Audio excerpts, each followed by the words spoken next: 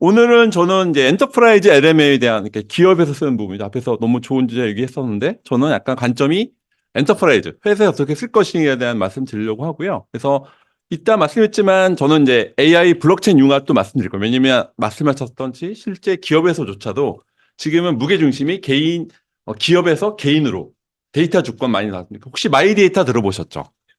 지금은 좀 이번 시대는 마이 데이터처럼 마이 AI 시대가 옵니다. 나만의 AI, 근데 my AI on Web3. 나만의 AI가 어디서 올 거냐. 그런 관점에서 여러분들이, 나만의 AI가 있구나. 그런 관점에서 여러분 보시면 좋을 것 같아요. 재밌게도 기업에서조차도 이렇게 많이 얘기를 하고 있어서 제가 오늘 그런 것들을 좀 시간 맞춰서 최대한 제가 앞에 우리 관승 소녀도 팬인데 말씀드리고 시간 잘 맞추도록 하겠습니다. 제 신메리 유전이거든요. 다니면 많이 오해를 받으시는데 우리 오라클 선배님이십니다. 그래서 오해 좀 마시고. 예, 저는 트러스트 커넥터랑 아이덴티티가 있습니다. 제가 일종의 제 아이덴티티이기도 하고 회사 이름이긴 한데요. 신뢰 연결자죠. 그러니까 가장 중요한 게 뭘까? 신뢰이지 않습니까? AI도 그렇고 데이터에 대한 신뢰에 대한 부분이어서 트러스트 커넥터랑 제가 아이덴티티이기도 하고 회사 이름이기도 하고요.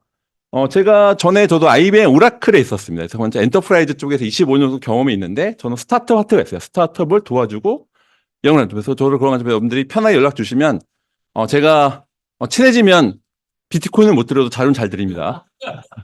그러니까 저한테 연락 주시면 제가 이렇게 이메일 카톡을 주시면 오늘 시간이 없으니까 연락 주시면 제가 자연스럽게 같이 동방상주 할 수 있도록 하면 좋을 것 같고 현재는 제가 이렇게 서강대학교 특임 교수로 하고 있고요. 여러 가지 AI 블록체인, 그러니까 제일 중요한 거는 AI 블록체인 융합이 또 중요하고요. 또 AI와 사람의 연결 그런 관점에서 여러분들이 오늘 같이 동방상주 좋을 것 같고 제가 개인적으로도 제가 이 협회에서 많은 도움을 받았는데 여러분들 같이 동방상장에서 여러분들 같이 제 오늘 아이디어로 돈을 버시면 모른 척하고 같이 돈을 동방상장하면 좋을 것 같습니다.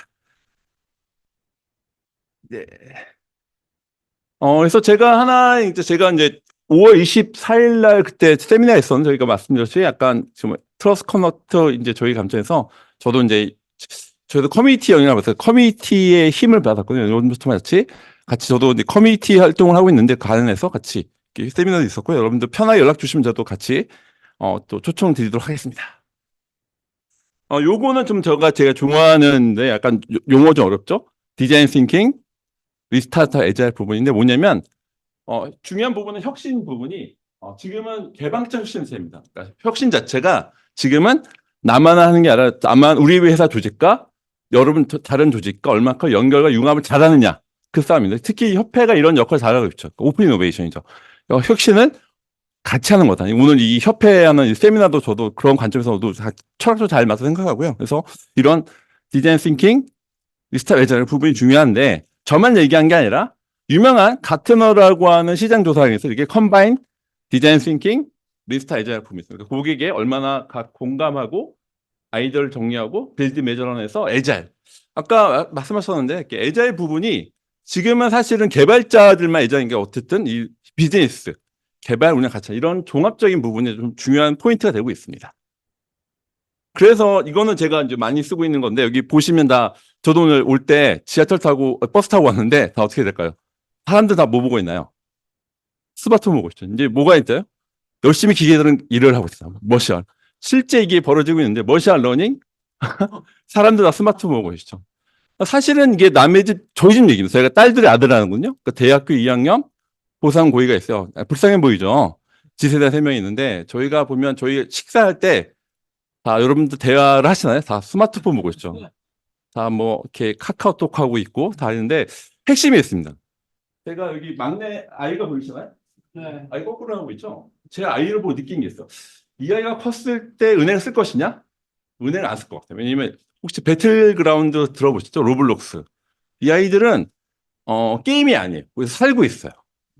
사실 거기서 제가 느낀 게 있어요. 이 아이를 보고 이 아이가 크면 은행을 안 쓸 것 같다. 제가 좀 확인해요. 근데 AI 블록체인 맞았는데 좀 지세대가 좀 다르다. 그런 걸 알고 여기 보면 이제 지세대가 거의 없죠. 근데 지세 특징은 카카오톡을 안 씁니다. 저한테 카톡을 보낼 때는 카카오페이 결제할 때만 연락 옵니다. 여러분들 약간 이런 AI 블록체인 융합을 좀 보시면 좋을 것 같은 말씀을 드리고요. 요거는 또 제가 좋아하는 걸그룹. 혹시 여기 걸그룹 이름 아신다? 손 들어봐 주시게요. 나이대가 나옵니다. 혹시 누구신가요? 이 걸그룹 이름이.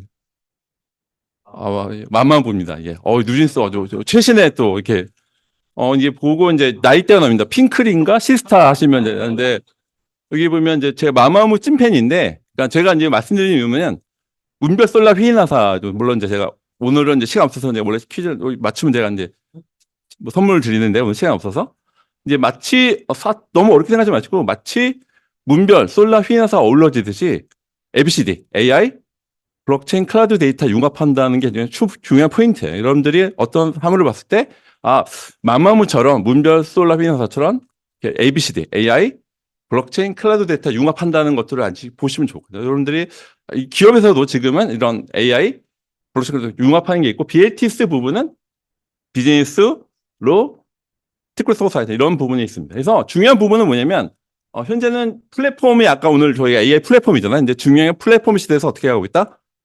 프로토콜 바뀌고 있습니다. 아까 마이데이터 말씀드렸듯이 지금은 데이터 주권도 어떻게 개인한테 있죠. 마찬가지로 여러분들도 중앙화에서 탈중화, 분산화, 용어가 좀 어려울 텐데 포인트 뭐냐면 주권이 나한테 있다는 겁니다. 그래서 나에 대한 주권에 대한 것들을 거기에 대해서 할 수 있다 해서 프로토콜 경제의 부분들이 이런 융합되는 게 중요하다라는 걸 말씀드리고 싶고요.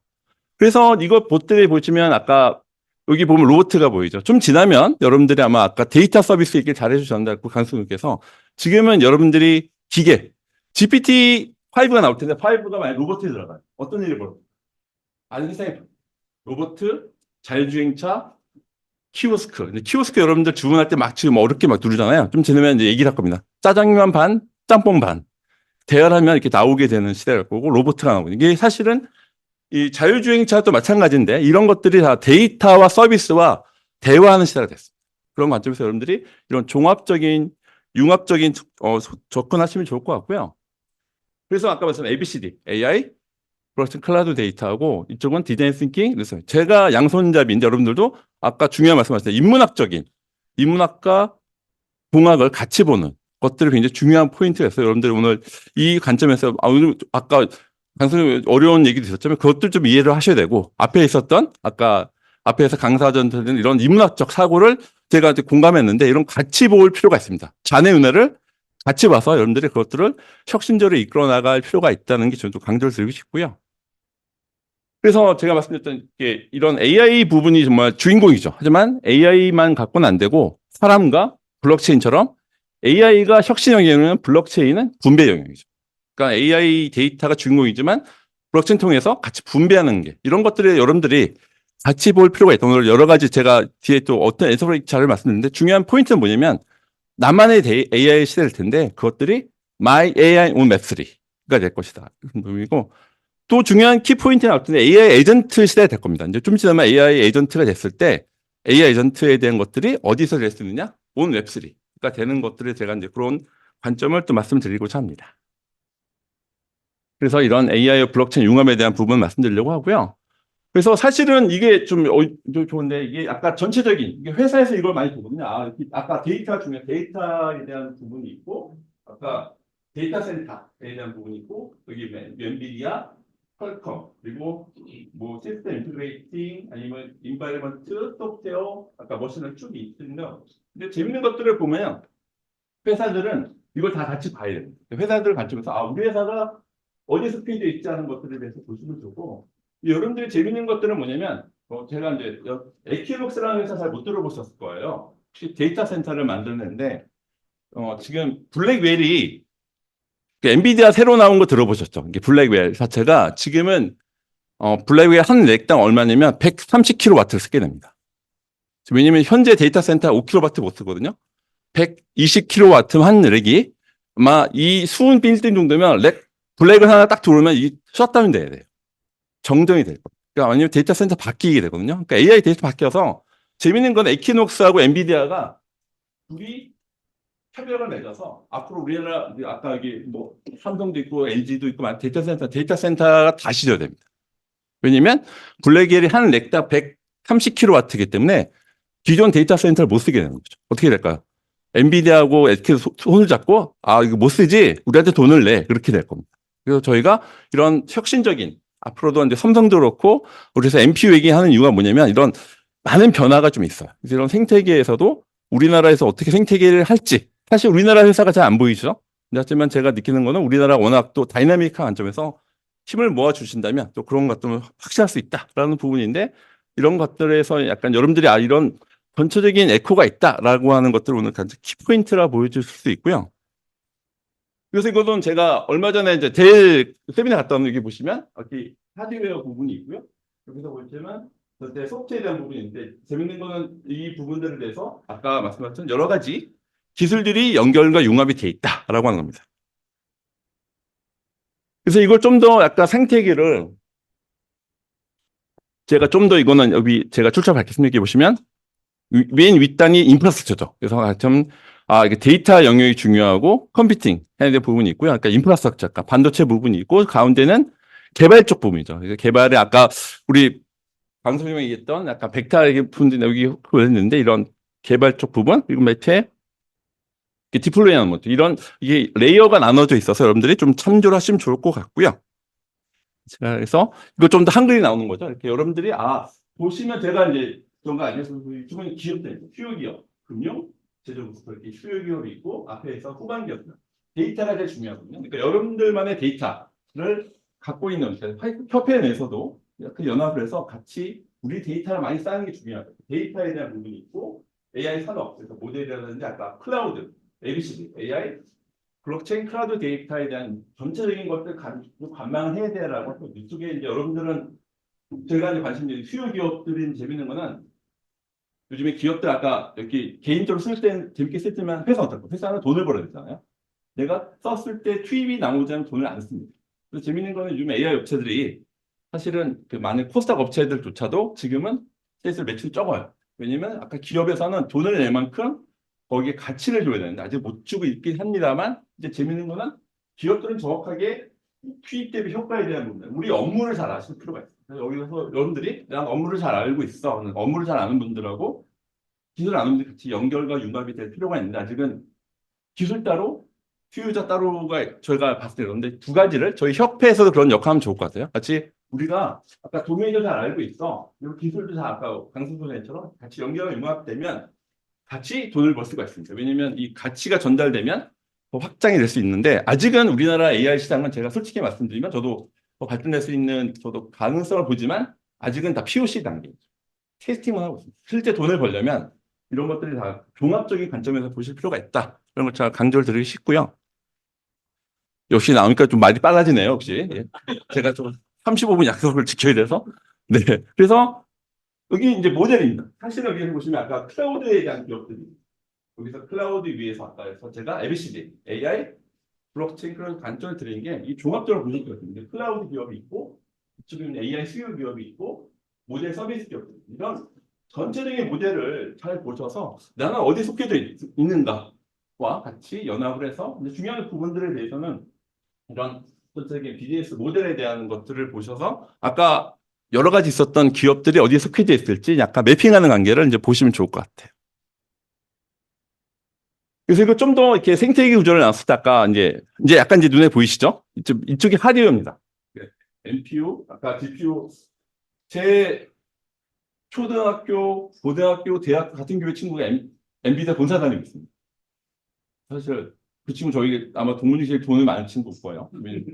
실제 엔비디아 다닌 지 지금 한 5년 됐는데 저랑 초등학교, 고등학교, 대학교 같은 교회 친구 찐 친구인데 이 친구가 얘기하는 게 저도 그때 주식을 샀어야 되는데 못 사서 저도 약간 기술 얘기만 하고 있습니다. 근데 특별한 재밌는 거는 아까 표현되는데 이쪽에 반도체 위에서 클라우드를 연결되는 부분에서 재밌는 거는 엔비디아가 아까 말씀드렸죠. 엔비디아가 GPU 에드 서비스를 하려고 합니다. 그러니까 엔비디아 더 이상 우리는 GPU 하는 게 아니라 우리가 클라우드까지 같이 하게 이렇게 되고 있습니다. 약간 이건 최신 뉴스인데 요것들을 하고 있습니다. 엔비디아가 지금은 GPU만 팔고 있지만 향후에는 우리가 클라우드 같이 먹을게 라고 하는 게 실제 이유고 더 이상 엔비디아가 하드웨어 회사가 아닙니다. 소프트웨어도 같이 해요. 그러니까 지금 굉장히 무서운 회사 변하고 있어서 재밌는 게 엔비디아는 소프트웨어 사람 뽑고 있고요. MS는 하드웨어 사람 뽑고 있어요. 이게 좀 실제 벌어지고 있는 일입니다. 그래서 우리는 어떻게 할까? 우리는 여기서 그러니까 뭐 TPU도 있지만 약간 NPU 우리나라 뭐 리벨리온, 사피온 들어보셨죠? 그런 회사 왜 그럴까요? 이런 게 너무 비싸서 이런 것들을 약간 한국 AI 반도체라는 것도 좀 이런 관점이 있고요. 그래서 이런 전체 컴퓨팅 하드웨어, 클라우드, AI 모델 아까 말씀했었던 이쪽에 뭐 클로즈 소스가 있고 아까 우리 말했던 GPT-4, 제미니가 있고 뭐 모델 아까 오픈 소스가 있죠. 그러니까 재밌는 것들은 회사에서는 뒤에도 약간 말씀드리겠지만 지금은 우리 삼성이나 여기 계시지만 LG는 GPT-4를 쓰게 할까 못 쓰게 해요. 못 쓰게 합니다. 우리 회사 데이터가 가면 안 되죠. 그래서 우리 회사 안에 둘게 그래서 온프라미스 형태로 되는 게 강해지고 있는데 이런 전체적인 레이어 컴퓨팅 하드웨어, 클라우드, 모델 서비스 이런 전체적인 관점에서 보셔서 여러분들이 내가 어디에 속해져 있고 투자를 하시든지 우리가 어디에 속해져 있는 약간 맵을 보시면 좋을 것 같아요. 그래서 사실은 제가 바라봤을 때는 이런 관점에서 굉장히 아까 글로벌 아까 우리 석 회장님이 얘기했었던 실제 미국, 중국 여러 가지 이 싸움이 벌어지는 게 사실이고요. 관점에서 우리가 그다음 어떻게 나가야 될 것인가에 대한 고민들을 집단지성을 같이 하면 좋을 것 같습니다. 그래서 제가 말씀드리고요. 그래서 이런 관점에서 이제 아까 반도체에서는 개발을 위한 이제 GPU 쪽이 있고 아까 클라우드 플랫폼에서 아까 AI 모델 쪽이 있었죠. 사실은 지금은 이쪽 GPT 오픈 AI 쪽이 있는데 저는 이제 이쪽 라마3라든지 이런 우리 회사에 어떻게 쓸 것인가. 재밌는 거는 이제 온 디바이스로 바뀌고 있죠. 왜냐면 온프라미스라고 해서 우리 거 안에 다 써라고 했을 때 아까 큰 기업들은 이런 부분들에서 우리가 클을 쓸지 오픈소스 쓸지에 대한 것들이 이제 이 싸움이 벌어지고 있는 재밌는 것도 뒤에 보고 있지만 오픈소스가 많이 따라잡고 있어요. 그래서 우리 회사 안에 쓰겠다. 그래서 많은 우리나라 삼성, LG, 네이버 이런 데에서도 각자 본인들이 큰 싸움이 벌어지고 있는데 여러분들 약간 이게 약간 팝콘 가격이긴 합니다. 그래서 이런 기업들에 대해서 아까 말씀드렸죠. 아까는 초기 단계입니다. 마치 인터넷 90년대 중반 같은 부분이죠. 그러니까 넷스케이프 있고 그러니까 여러분들 아마 나이대가 제가 흰머리 유전입니다. 오해하지 마시고 90학번입니다. 그래서 저도 인터넷 모바일 갖고 왔는데 약간 제가 느꼈을 때 97년도 같은 느낌이에요. 넷스케이프 나왔을 때 한참 이렇게 인터넷 한번 와 있던 시절. 그런데 비슷한 시기에 아직은 초기에 있다. 왜냐면 아까 개인적으로 쓰시지만 회사 업무로 쓰는 거는 약간 되게 얼리 스테이지다. 이 뭘까요? 기회가 있다. 제2의 페이스북, 제2의 카카오, 제2의 네이버가 나올 수 있는 기회가 있다라는 걸 제가 말씀드리고 싶어요. 그래서 이런 시장 전망에 대한 것들이 어쨌든 계속 커 나가고 있다. 근데 재밌는 것들은 데이터 센터가 있고 온디바이스라고 했죠. 그러니까 우리 내 핸드폰 안에 들어있는 약간 아까 제가 마이에 말씀드린 게 나만의 AI가 좀 필요한 데서 이런 데이터 센터 온디바이스가 계속 성장하고 있다는 것들을 말씀드리려고 하고요. 그래서 이런 아까 반도체 데이터 센터 그러니까 지금은 제가 이제 아까 엣지 컴퓨팅 말씀드렸을 때 이런 자율주행차 로봇 좀 지나면 자율주행차 지금 테슬라 어떻게 할 거죠? 열심히 이미지 찍고 있잖아요. 지금 좀 지나면 아마 말로 가르칠 거예요. 도로교통법을 말로 가르쳐요. 마치 이제 자율주행차의 방법이 제가 아는 회사 바뀌는데 도로교통법을 이제 알려주는 거죠. 이 멀티모달 관점에서. 그러니까 이제 아마 이런 시장들이 많이 바뀔 것 같습니다. 그래서 이제 데이터 센터하고 아까 엣지 디바이스, 온 디바이스 이런 마켓이 나눠져 있다라고 하는 것들을 보시면 좋을 것 같고요. 그래서 이런 데이터 센터 부분들이 이제 계속 성장하고 있다라고 하는 이제 지표를 보실 수가 있고요. 그래서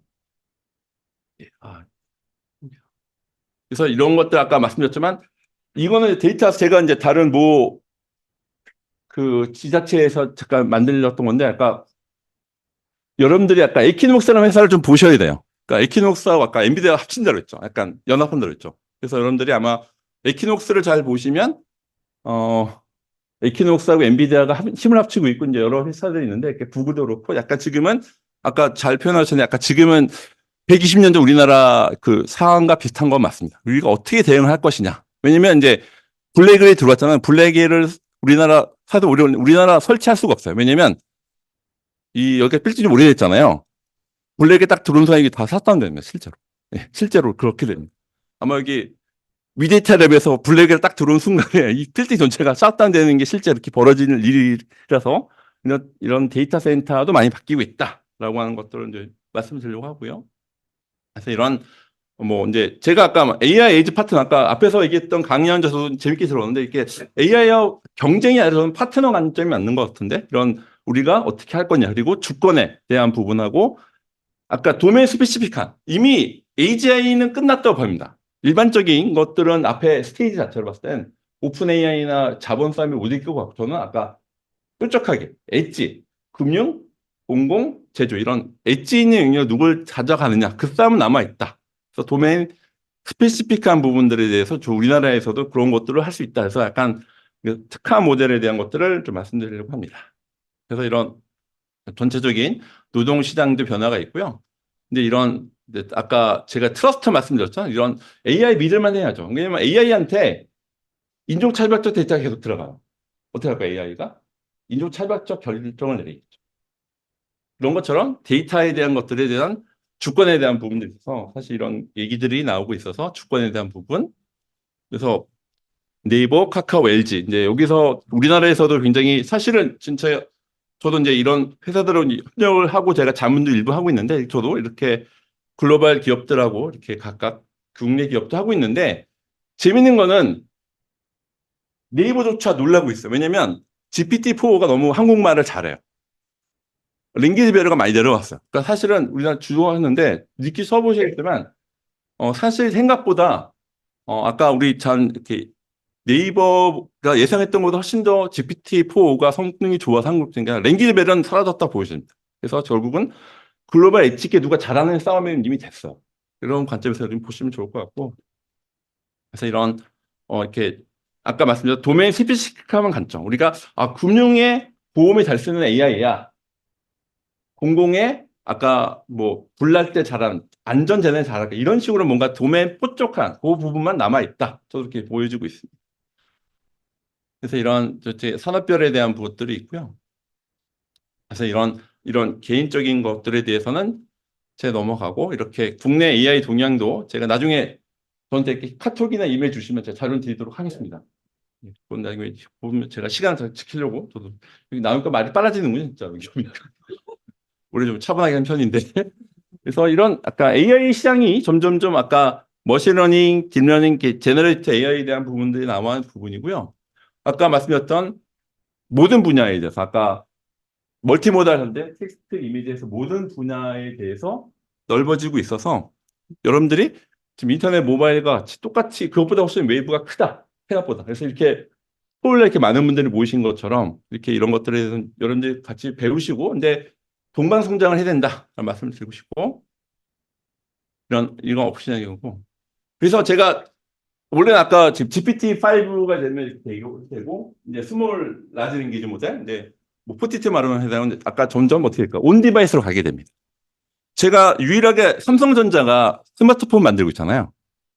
그래서 요 마켓이 아마 있지 않을까 제가 바라보고 있어요. 여기 삼성분들 계시겠는데 삼성전자 제가도 한국 사람이었을 때 이 시장에서 온 디바이스 부분 이번에 애플에서 발표했죠. 애플 인텔리전스에서 보고 저도 애플이 전략을 바꿨구나. 왜냐면 애플이 직접 AI를 안 주면 활용을 하는데 에코가 있죠.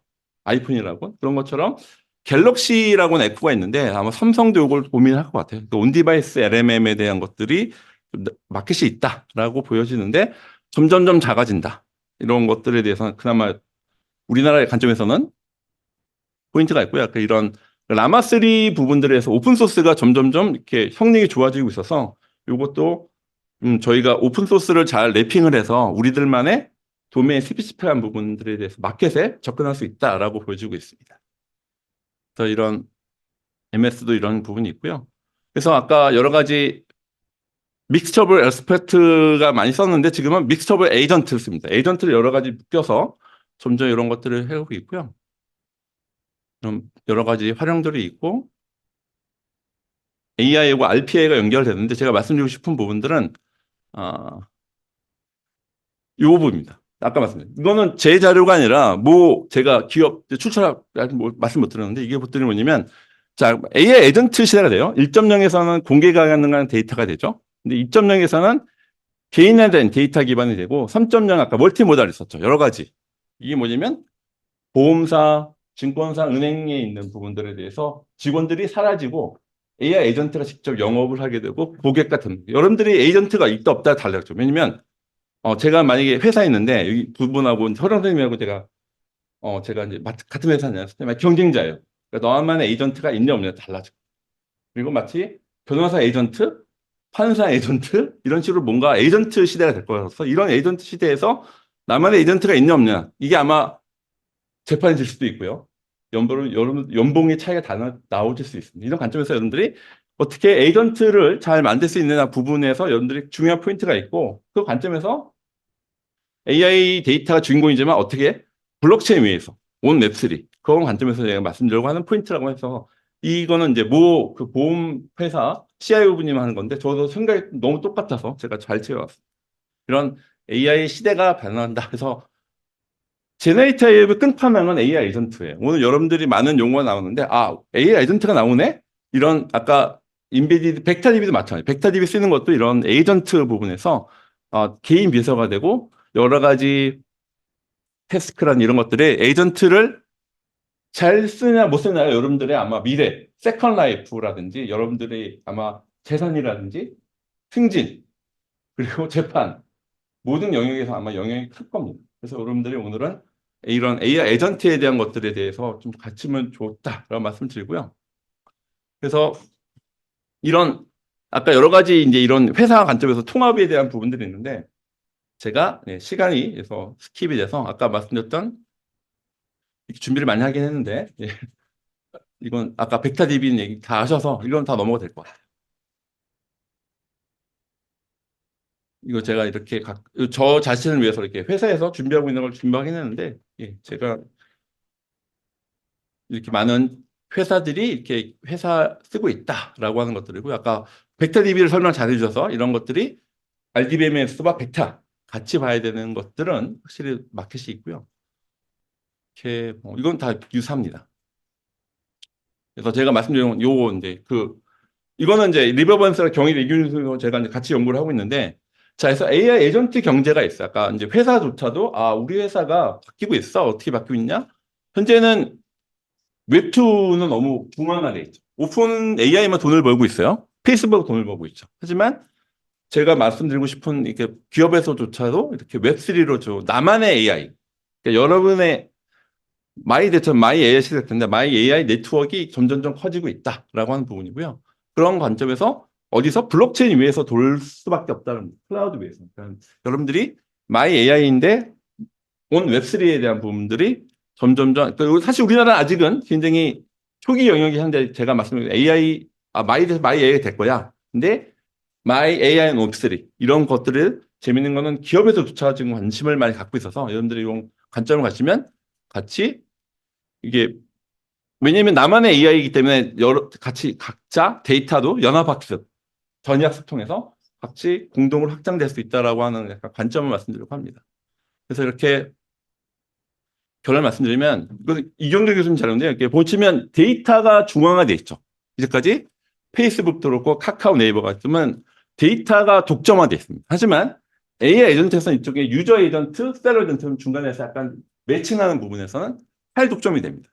이런 관점에서는 약간 이 탈독점되는 메커니즘에 그러니까 이경수는 약간 블록체인을 많이까지는 융합하지 않아요. 저는 여기서 에이전트 위에서 웹3가 되면 굉장히 더 파워풀해질 수 있고 여러분들이 같이 동방성장할 수 있다라고 하는 것들 말씀드려서 아까 엔터프라이즈 관점에서도 그렇고 점점점 기업에서도 AI 에이전트 부분이 있어서 여러분들이 좀 기억을 하시고 오늘 많은 이 토요일날 뉴스까지 계셔서 저도 이제 약간 인상적이었는데 그래서 여러분들이 AI 에이전트 경제 된다라고 하는 그 키워드만 받아가시고 나머지 같이 동방선 이렇게 저만 이렇게 많은 것들에 대해서 연결을 되고 있습니다. 그래서 앞으로 여러분들과 함께 같이 이런 AI 에이전트 부분에서 부족한 하나 기여하고 헬프해서 같이 동방선장하면 좋겠습니다. 감사합니다.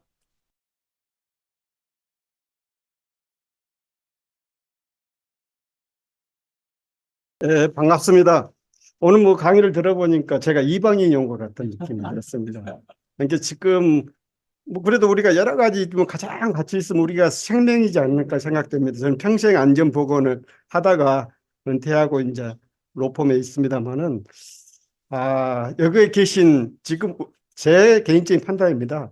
여기에 계신 분이 지금 가장 안전보건의 핵심적인 역할을 할 시대가 왔다. 인공지능, 데이터 과학이라든지 컴퓨팅 사고력을 가진 분. 제가 그 분야가 없어가지고 우리 본 대표님하고 이렇게 계속 공부하러 와도 도저히 제가 못 따라가겠어요. 그래서 여러분과 같이 협업과 융합이 필요하면 되지 않을까 생각돼요. 그래서 오늘 제가 주장하고자 한 것은 복잡한 안전보건을 이야기하는 것보다도 어떻게 하면은 사람의 생명이 얼마나 중요한가. 이것과 왜 그동안에는 우리가 여러 가지 학문이 있는데 그 학문들이 안전보건을 하는데 커다란 영향을 했어요. 그런데 제가 봤을 때는 이번에 화성 사고도 보니까 한계점에 봉착되어 있다. 그러면 그 학문들이 더 효율화되고 더 효과성이 돼서 우리 인류에게, 우리 노동자들에게 생명을 구할 수 있다는 것은 최근에 핫한 여러분 인공지능이라는 데이터 과학이 절실하다. 그래서 여러분이 그런데 관심을 가져주시라고 제가 말씀을 드리고, 제가 여기서 쓰는 통계 숫자 이런 것들은 약간 오류가 되어 있다 하더라도 그 설명을 하는데 필요성에 접근한다 이렇게 이해하시고 너무 또 틀리다고 말하지 마시고, 또 어떤 인물을 우리가 차용할 때 제가 할 때는 그분의 어떤 그 선악에 대해서 여러 가지 우리가 학자들이 평가를 하지만 저는 될 수 있으면은 여러분 이해를 돕는 측면에서 차용한다. 이렇게 생각하시면 되겠습니다. 그래서 아까 했잖아요. 가장 재해를 줄이는 것은 세 가지 툴이 있습니다. 이거 아주 고전적 하이니부터 지금까지도 우리가 하고 있어요. 제도라든지 기술이라든지 안전 문화가 있습니다. 그런데 그 전에도 계속 제도 기술은 잘 돼 있는데 안전 문화가 안 돼가지고 했다. 이렇게 계속 강조하고 아마 여러분 언론에서 사고 날 때마다 조금만 주의했으면 될 건데 이런 이야기 합니다.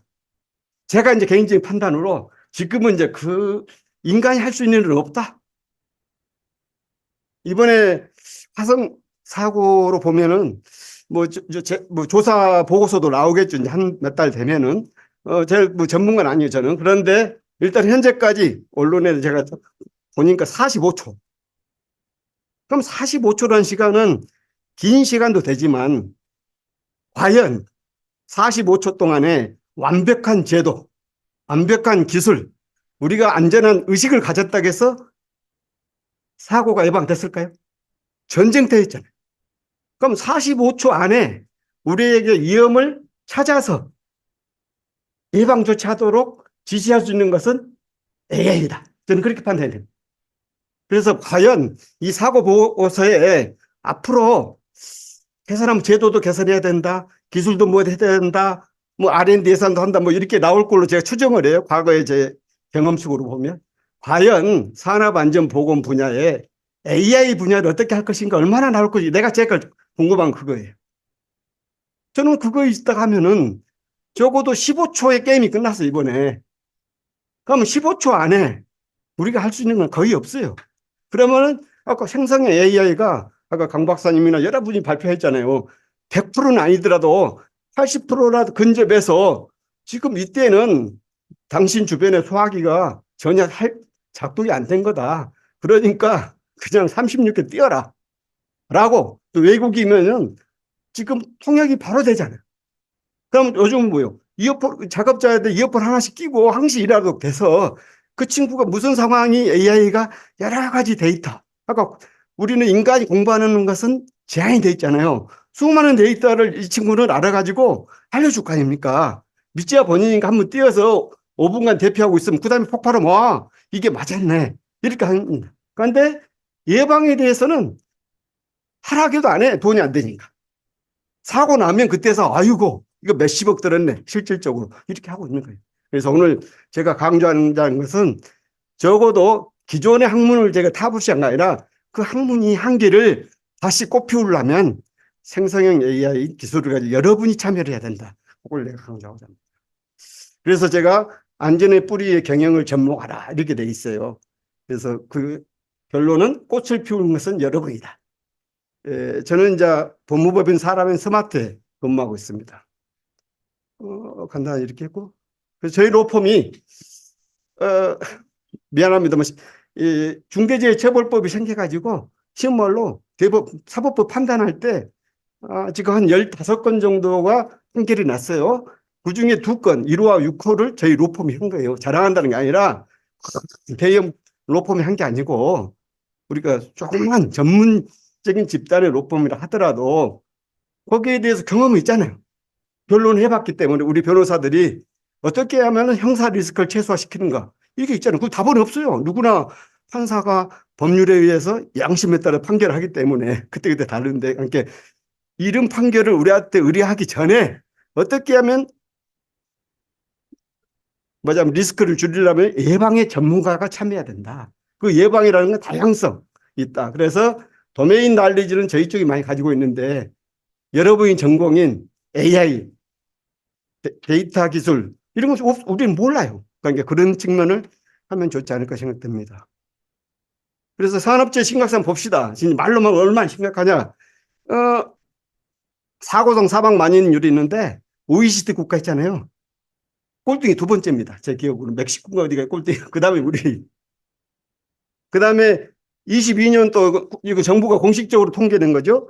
연간 제자 수가 13만 명입니다. 사망자는 2,223명이에요. 그러니까 직업성 질병을 제외한 사고성 사망은 요즘 관심 있어가지고 하니까 800 몇 명이라고 이렇게 나오지만은 직업성 질병으로 해서 특히 여러분 같으신 도 장시간 노동하면은 뇌혈관 심장질환 이것도 다 해당되죠. 궁골격계 질환 이런 거 다 해당돼요. 그러면은 일단 경제적 손실은 이거는 정확해요. 정부가 발표했죠. 직접 손실, 간접 손실에서 33조 원입니다. 그럼 이 돈이 얼마냐? 연봉 5천만 원짜리 66만 9천 개 일자리가 사라진 거예요. 그것도 뭐 예를 들어 작년만 그랬다면 진짜 매년 그랬다. 매년 66만 9천 개 일자리가 없어진 거예요. 이게 아주 심각한 거죠. 그래서 합리적 의사결정이 뭐냐? 내가 오늘 의사결정할 때도 뭔가 내한테 도움이 돼야만 이익이 됐을 때 굿짝으로 기울 의사결정하죠. 여러분 토요일에 어느 어디 놀러 가고 싶은데 요거 뭔가 좋은 정보가 있을 때 아니면 내가 놀러 갈 것인가 했는데 합리적으로 의사결정했죠. 요거 뭔가 노는 것보다도 정보에 얻는 즐거움이 됐든 뭐이 됐든 간에 도움이 되니까 온다 이거 말이죠. 그래서 사람 몸값을 한번 계산을 해봤어요. 그랬더니 저도 이제 옛날에 기관장 할 때 보면은 가만히 집에서 놀고 아니라 뭐 책을 읽어보니까 사람 몸값 얼마일까?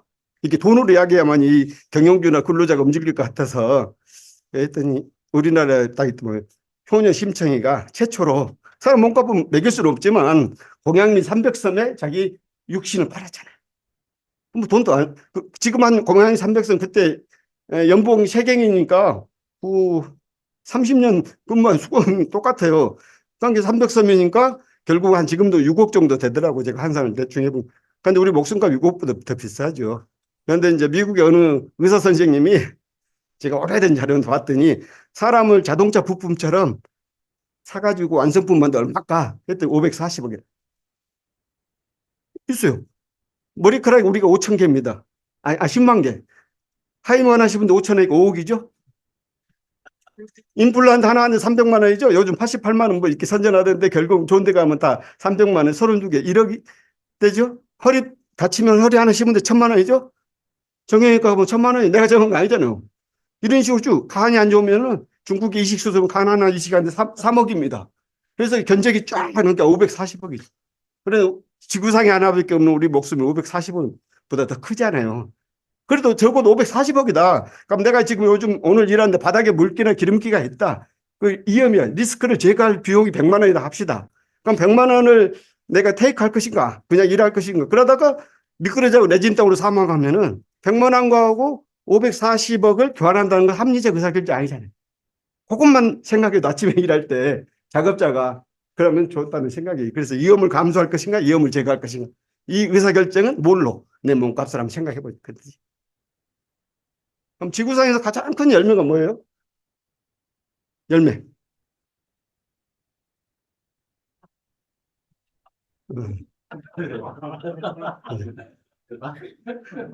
공자라네. 이게 대박 난 사건이잖아요. 아니, 과일이 뭐 모르겠는데, 그러니까 우리나라 선조들이 님이 좋은 거 많이 냈어요. 오직에서 박이 커서 톱으로 쏠 정도면 얼마나 박이 컸거든요. 그럼 지구상에 제일 큰 것은 박이었을 것이다. 그러면 오늘날 큰 수박이 열리는 방법이 뭐냐? 박의 뿌리 위에다가 수박 줄기를 접을 붙여가지고 큰 수박이 나온 거예요, 여러분. 그 수박, 그냥 원래 자연의 수박 씨로는 그렇게 크진 않아. 근데 왜? 이 박의 성향이라는 것은 토양을 많이 흡수하고 아까 클라우드 많이 데이터를 흡수하듯이 많은 영양분을 효율적으로 해서 퍼포먼스 성과를 내니까 큰 수박이 만들어진 동일한 시간대. 그러니까 뭐예요? 박의 뿌리에다가 수박을 접목해야만이 큰 수박이 열린다. 그럼 뭐예요? 지속 가능한 기업은 안전의 뿌리 위에다가 경영을 접을 붙여야 되는데 안전을 뿌리는 없고 그냥 경영만 하면 사고 나면 기업이 문을 닫습니다. 이번에서 문 닫게 돼 100% 내가 합니다. 그 간접 비용 빼고 직접 비용만 하더라도 23분 안타깝지만 그분 보상만 하더라도 감당을 못할 거 아닙니까? 저도 현직에 있을 때 몇 개 기업들이 그런 게 많이 봤어요. 그러니까 과거는 그냥 사고 나면은 적당히 했는데 요즘 그렇지 않잖아요. 이제.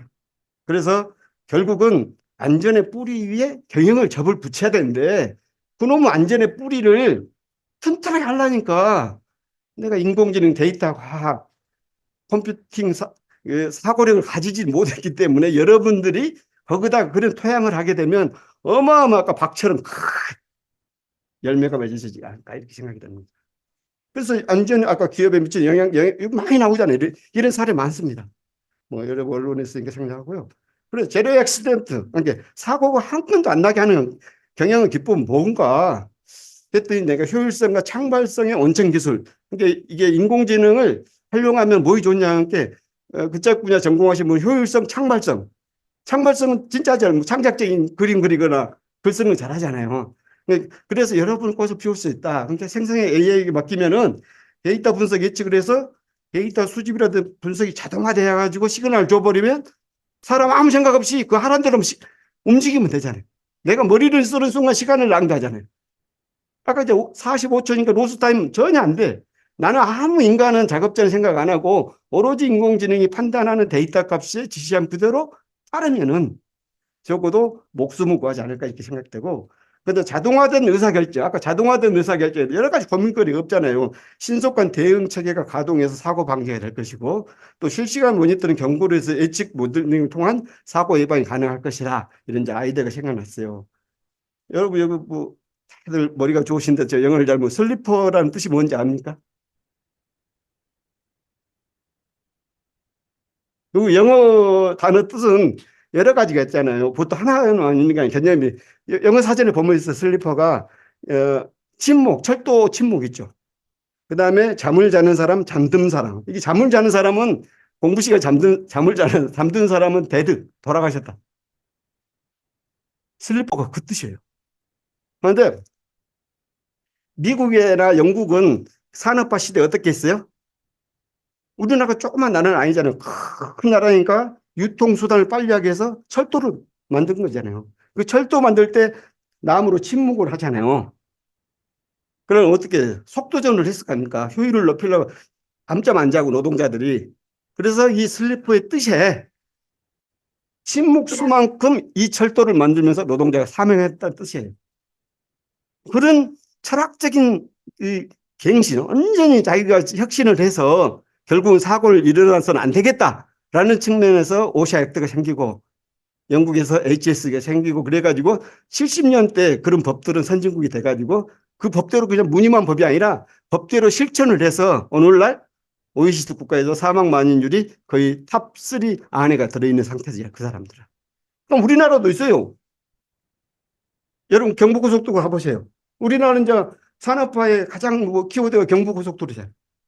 그러면 그때 필요했죠. 그러면 칠곡휴게소 가봐요. 거기에 유령탑이 있습니다. 봤어요? 거기 고속도로 공사하면서 사망한 사람을 유령을 하기 위해서 유령탑을 만들어 놓은 거예요. 그럼 뭐요?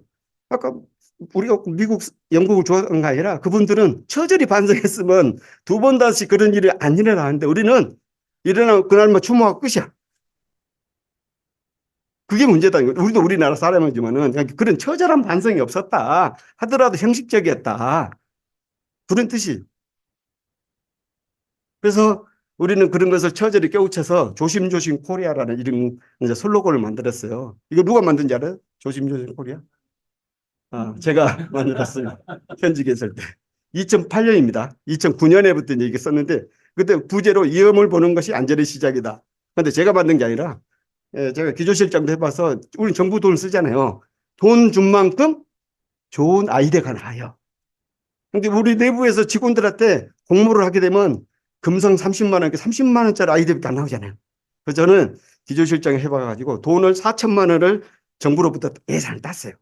그래서 이 슬로건을 만들어가지고 제일 기획은 비싸니까 그것보다도 조금 낮은 광고 기획사에다 용역을 줬더니 조심조심 코리아 7조 가지고 4천만 원짜리로 가져오길래 깜짝 놀랐더니 설명하니까 그 이야기를 한 거예요. 우리가 빨리빨리 문화로 해서 사망자 있으니까 앞으로 좀 조심조심 해서 결국 위험을 보는 것이 안전의 시작이다.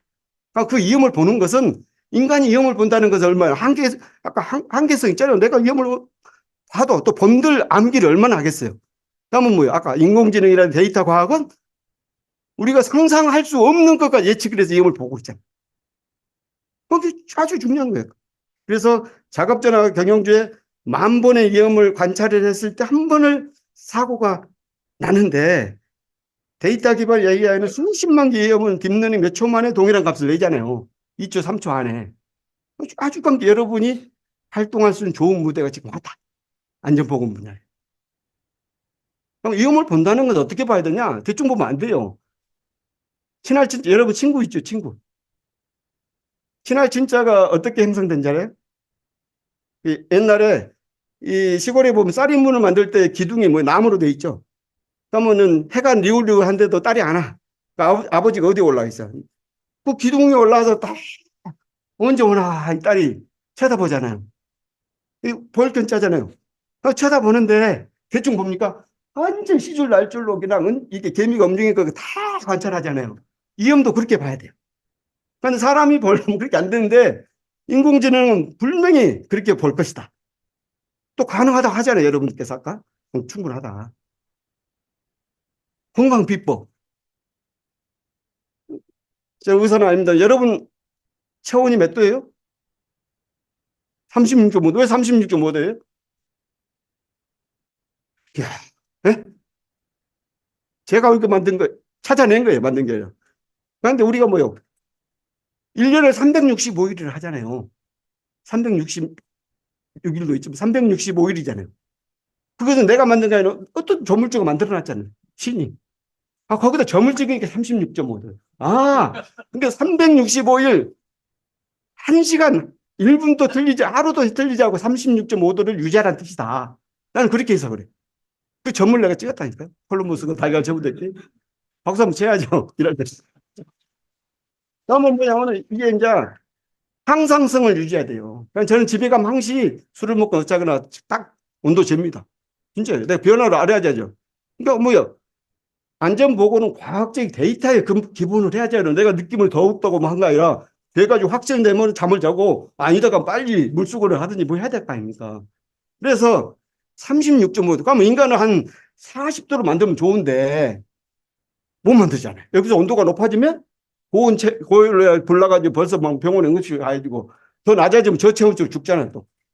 그러니까 36.5도를 유지해야 돼요. 그런데 조류 같은 거 있잖아요. 조류는 암이 안 걸려. 왜 그래요? 조류는 40도입니다. 그럼 우리가 암이 걸리면 암세포를 추적해서 죽이는 것은 방사선 40도에 접근하잖아요. 그러니까 정상세포를 죽이니까 지금은 너무 과학이 발달돼서 정상세포를 피하고 암만 죽이는 기술이 생겼잖아요. 그러니까 인간은 36.5도로 되었기 때문에 암이 걸릴 수밖에 없어.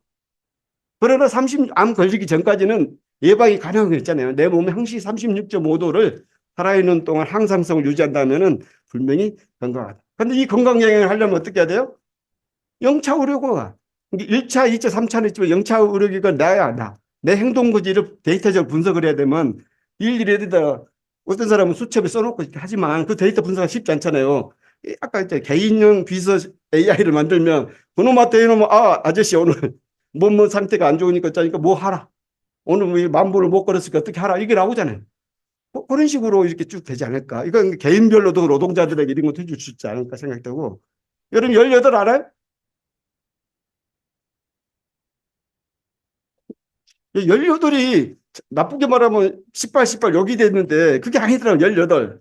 근데 18이라는 것은 그 노래 가사 보면 18세 순위가 17세도 있고 20세도 있고 낭낭 18세. 그 사람 작곡을 할 때 18을 했을까? 저는 골프를 못 칩니다. 골프가 18홀이요. 골프 만든 사람이 20홀도 만들 수도 있을 건데 왜 18홀을 해야 게임이 즐거웠을까요? 바둑이 오래된 게임이잖아요. 바둑칸이 종행이 18입니다. 단테의 신곡에 보면은 지옥과 천당을 9등급시에 18등급입니다. 그것도. 이탈리아 이것도 18급으로 돼 있어. 술도 조지훈이가 그 시인이 주도 18등급이라 돼. 그것도 20등급, 17등급인데 18로 돼 있더라고. 우리가 보통 무슨 행사할 때는 안 했지만 국기대 격려하잖아요. 그렇게 지금까지 제가 65세까지 봤는데도 몰랐는데 최근에 발견한 거예요. 태극기 공군 이감이 18입니다. 다음에. 이게 내가 관찰하면은 그런 데도 이렇게 모아지더라. 공통점을. 그래서 여름에 밀폐공간 질식사고 많이 나옵니다. 이제 뉴스에. 그럼 적정 산소 농도가 있어야 돼. 그게 18% 이상인 것도. 하필이면 또 신이 산소가 그거 미만이 되면 우리가 죽어. 숨을 못 쉬어서. 산소량이 부족해가지고. 또 그 이상 돼버리면 또 안 돼. 그러니까 요거 어떻게 해야 돼? 날마다 할 수가 없잖아요. 눈에 보이도 않아요. 산소 농도가. 그러니까 뭐 센서, IoT, 인공지능 모니터링 이렇게 해가지고 날마다 그냥 어디 나한테 시그널 주면 그건 내가 사전에 예방이 되잖아요. 우리가 숨 안 쉬는데 그래도 한 뭐 20초, 30초는 버티잖아요. 그럼 그때 빨리 다른 데 걸려서 뭐 산소통을 들다든지 여담이지만. 그래서 중대재해처벌법이 위험하다는데 그게 18개 조항이 그것도 이상하게 또 18개를 만들었더라고. 그래서 내가 18일 연구한 거예요. 그래서 이거 한다고 해가지고 자기 분야 전공도 아닌 사람이 강의하고 다니게 난 뭐라 해요, 후배들한테. 이거 18개 조문이 아무리 머리가 안 좋아도 이틀이면 암기할 거 아닙니까? 이거 암기될 일이 아니다. 이거는 알려면 673개가 뭐냐면은 산업안전보건 기준에 관한 규칙이 673개.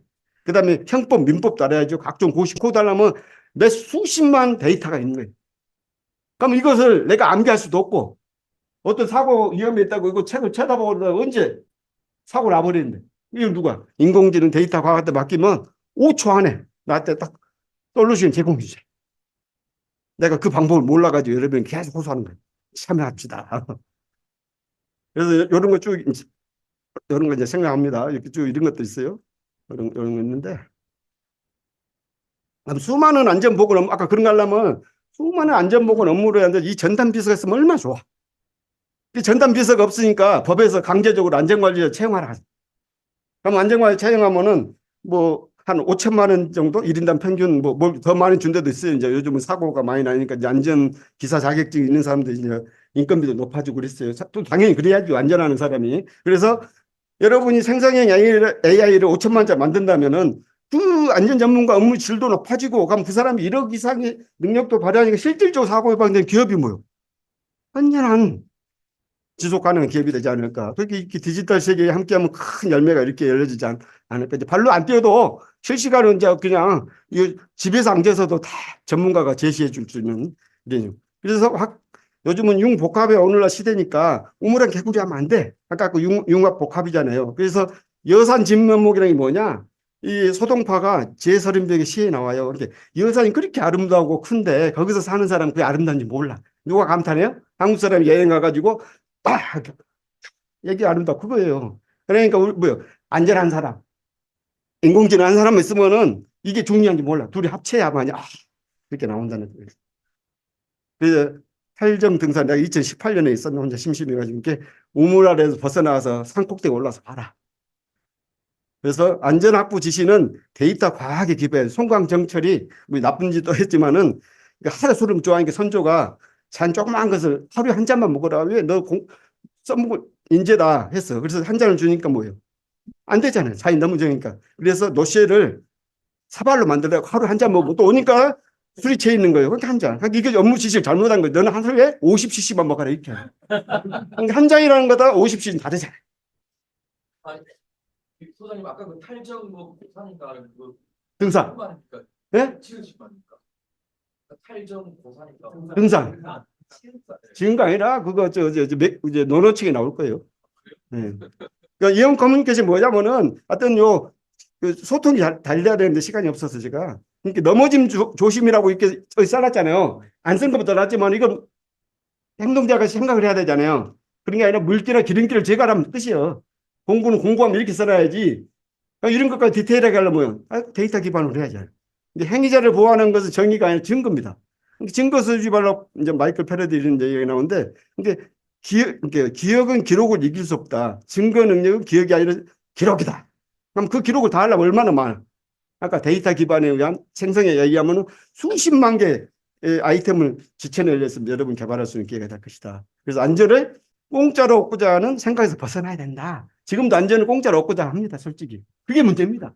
그런데 어떠한 제가 이제 선진국도 많이 그 출장 다녀봤지만은 예방을 하게 되면 경제적 효과가 얼마나 되느냐 이거를 증명하는 학자가 아직도 없어. 왜?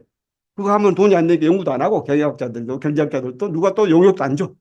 그러니까 뭐예요? 결국은 우리는 건강은 중요하다고 날마다 운동도 하고 이렇게 하는데 건강보다 중요한 안전인데 건강은 나이가 먹어서 문제가 생기지만 안전은 젊은 사람도 죽잖아요. 그래서 안전에 대해서 이렇게 기꺼이 시간도 투자해야 돼. 오늘처럼. 돈도 투자해야 돼. 이 강의로도 내고 가야 돼. 원래는. 그렇게 되는데 건강은 안전보다 덜 중요합니다. 그럼 중요하. 가지고 집에 가면은 그냥 식탁에 보면은 뭐지 유통기한 지나는 것까지 다섯 여섯 개 있고 막 이렇게 된다 그 말이죠. 그래서 안전은 실천의 미학이기 때문에 하기 쉽지만 불능 열어라. 그러니까 안전은 배우고 이렇게 익혀야 돼. 배운 것만 아니라 그 실천하는 게 중요하다. 이렇게 생각하면 됩니다. 이상 강의를 마치겠습니다. 감사합니다.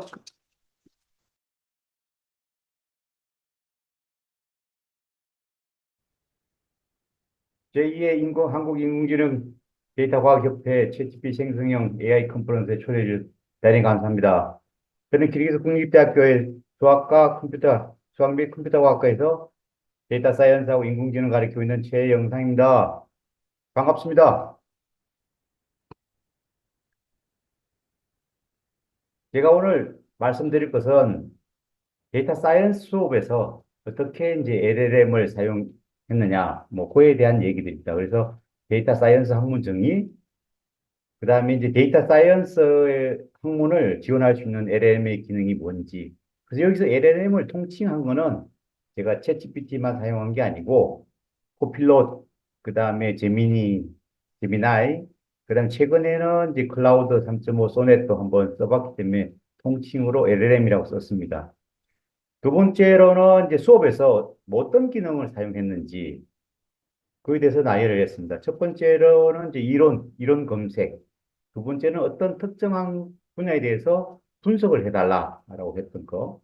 세 번째는 이제 아무래도 저희 학과가 이제 수학하고 개만한 학과다 보니까 알고리즘에 대한 얘기를 많이 합니다. 그래서 공개에 나오는 이 알고리즘, 그 다음에 머신러닝에 나오는 이 알고리즘이 수학적으로 어떻게 되어 있는지 좀 해석을 해달라라고 하는 거. 그 다음에 네 번째는 앞서도 많이 설명하셨지만은 파이썬 프로그램 작성하는 거. 그다음에 마지막으로는 이제 좀 고차원 수학 좀 풀어보자. 그래서 고차원 수학은 얘가 두 가지가 있습니다. 그 편미분 하나, 그 다음에 적분 하나. 그 마지막으로 이렇게 지난 학기에 데이터 사이언스 수업에서 챗GPT를 사용했을 때 과연 어떤 효과가 있었느냐. 뭐 그렇게 해서 살펴보도록 하겠습니다. 우선 챗GPT에 대한 사용 목표는 학생들의 학습 능력을 향상시키는 게 최고의 목표였죠. 그래서 과연 그렇게 되었을까라고 하는 거. 두 번째는 챗GPT를 사용하면서 기존의 교육 방법론이 많이 바뀌더라.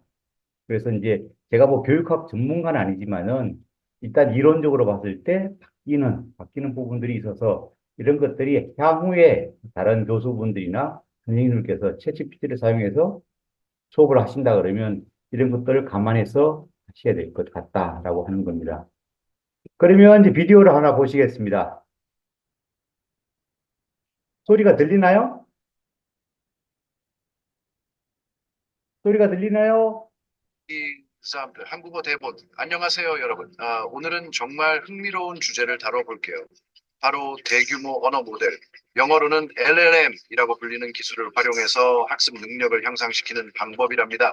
챗GPT, 코파일럿, 게미니 같은 도구들이 전 세계 교육계에 큰 변화를 일으키고 있죠. 먼저 LLM이 데이터 과학 수업에서 어떻게 활용되는지 알아봐요. 복잡한 머신 러닝 개념 때문에 고민하고 있다고 상상해 보세요. 혼자서 몇 시간을 들여서 이해하려고 애쓰는 대신 챗 GPT에게 도움을 요청할 수 있습니다. 예를 들어 챗 GPT야 지도 학습과 비지도 학습의 차이점을 설명해 주어라고 물어보면 그러면 명확하고 간결한 설명을 바로 받을 수 있어요. 미국에 있는 대학교에서는 데이터 과학 커리큘럼에 챗 GPT를 가상교수 조교로 활용했는데요. 학생들은 숙제, 프로젝트 혹은 단순히 궁금한 점에 대해 언제든지 챗 GPT에게 질문을 할 수 있었죠. 그 결과는 놀라웠어요. 학생들의 자신감과 학업 참여도가 높아졌고 성적도 크게 향상되었답니다. 이번에는 개민이를 살펴볼게요. 개민이는 다양한 교육 환경에서 활용되고 있는 또 다른 훌륭한 도구입니다. 한 고등학교에서는 개민이를 에세이 작성에 활용했는데요. 학생들은 에세이 초안을 작성한 후 개민이에게 피드백을 요청했습니다. 그들이 받은 것은 단순히 맞춤법이나 문법 검사가 아니라 논리와 구조를 개선할 수 있는 제안들도 포함되었다. 이런 즉각적이고 개인 맞춤형 피드백은 마치 24시간 내내 이용 가능한 개인 과외 선생님을 두는 것과 같아요. 그렇다면 이런 도구들은 어떻게 전통적인 교육 방식을 바꾸고 있을까요? 우선 교사들은 이제 더욱더 학습 안내자 같은 역할을 합니다.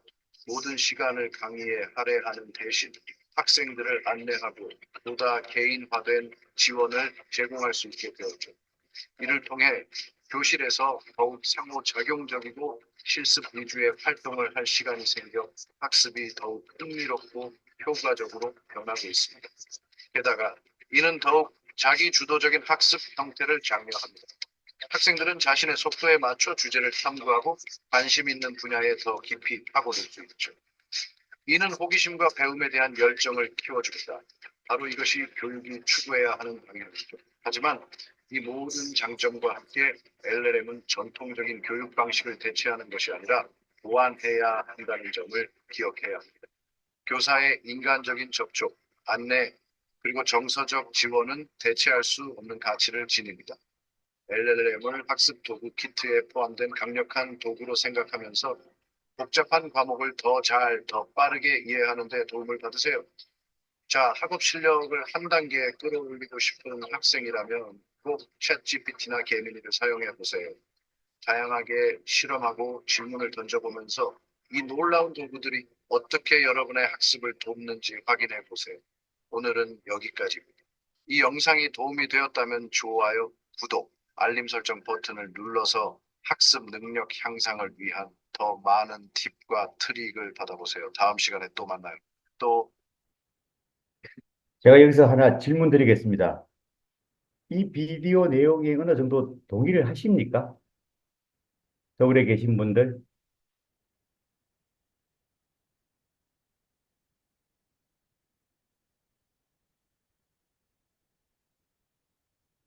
동의하시나요? 동의하시면 손 한번 들어봐 주세요. 네, 감사합니다. 그러면 이 비디오가 누가 만들었겠습니까? 누가 만들었다고 생각하세요? 제가 만들었겠습니까? 아니면은 어디 다른 데 있는 사이트에서 가져왔겠습니까? 네, 요거 말씀드리겠습니다. 제가 사용한 요 사이트는 ai.invideo.io라고 하는 사이트고 스크립트는 요겁니다. 요 스크립트를 그대로 카피해서 이 사이트에 넣으니까 이 사이트에서 나레이션하고 그 다음에 비디오를 자기가 생성해서 보여준 겁니다. 정말 놀랍죠? 지금 한국말로도 되고 제가 다른 말로도 테스트 해봤는데 러시아 말도 잘 되고 그 다음에 영어는 뭐 말할 것도 없이 잘 됩니다. 이렇게 수업에 활용할 수 있는 게 챗GPT뿐만 아니라 이런 생성형 AI 사이트들이 계속적으로 생겨나고 있습니다. 정말로 물론 제 전체 대역의 내용이 뭐 제 마음에 딱 드는 건 아니지만 정말로 상당 부분은 제가 하고 싶은 말을 다 만들어서 아주 좋은 목소리로 해주는 걸 보고서 깜짝 놀랐습니다. 그다음에 두 번째로는 데이터 사이언스 학문의 정의가 뭐냐? 데이터 사이언스 학문은 뭐 거의 빅데이터하고 비슷하죠. 데이터 수집, 데이터 처리, 그다음에 데이터 분석에서는 주로 두 가지 방법을 쓰죠. 통계적 방법, 그다음에 머신러닝 방법, 그다음에 데이터 시각화, 데이터 해석 및 인사이트 도출. 자, 그러면 그 데이터 사이언스 학문에서 통계적 방법은 어떤 게 있느냐? 뭐 기초 통계량, 확률 분포, 가설 검정, 그 다음에 가설 검증에서는 이제 좀 어려운 게 그 분산 분석, 그 다음에 상호관계 분석에서 피어선 상호관계 분석, 뭐 회귀 분석, 그 다음에 시간 시계열 분석, 분집 분석 이렇게 볼 수가 있겠습니다. 그래서 이제 다음 슬라이드에 소개시켜드리는 거는 그러면 분산 분석은 어떤 것이냐? 그 다음에 여기 나오는 피어선 상호관계 분석에서 수학적으로 좀 해석을 해달라. 이렇게 그런 질문을 제가 챗GPT에다 던졌습니다. 그래서 챗GPT가 어떻게 대답했는지 보여드리겠습니다.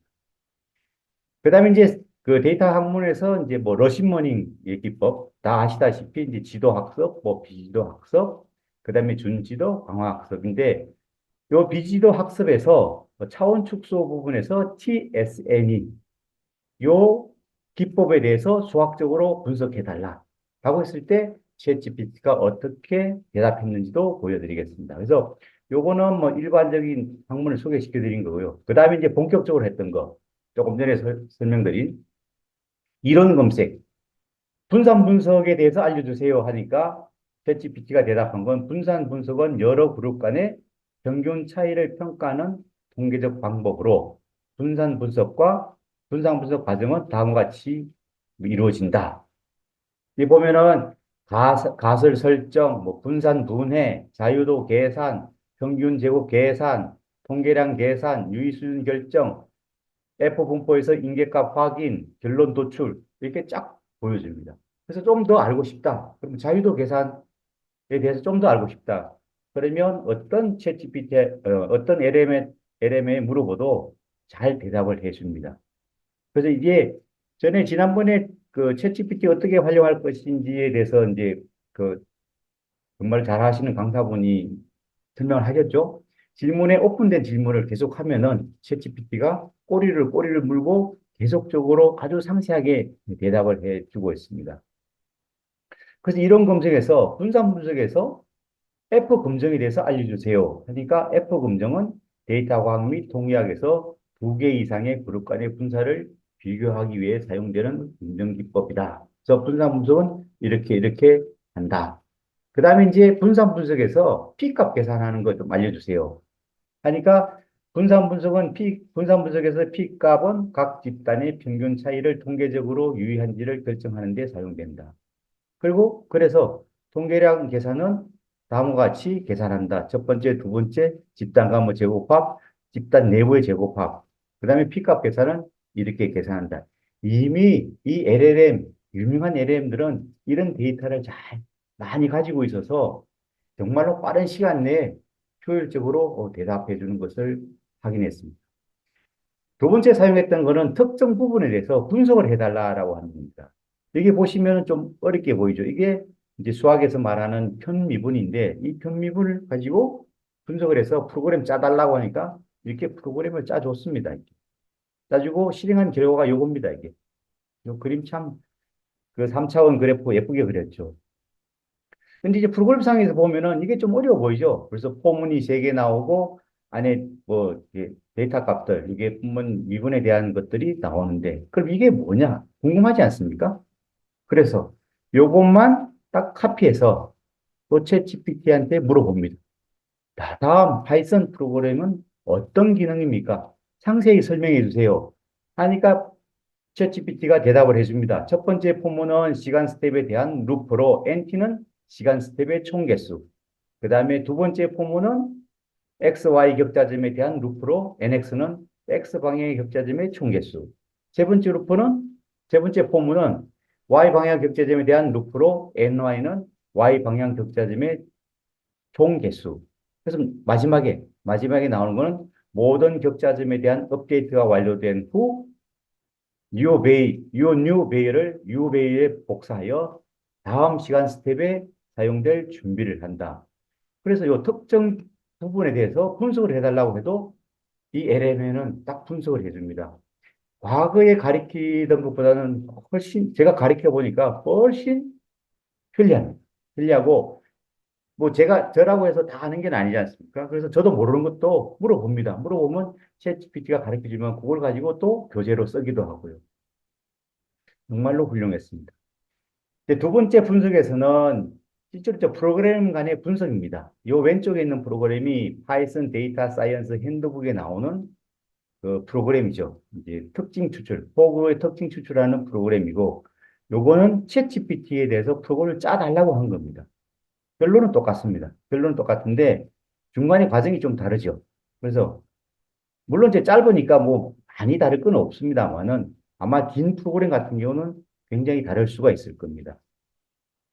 그래서 챗GPT에 물어봤습니다. 뭐가 다르냐? 좀 분석을 해달라. 라고 하니까 결론적으로 두 샘플 프로그램 모두 사이킷 이미지를 사용해서 호그 특징 추출하고 시각하는 프로그램이다. 그러니까 차이점은 서버 플랫만 다르다.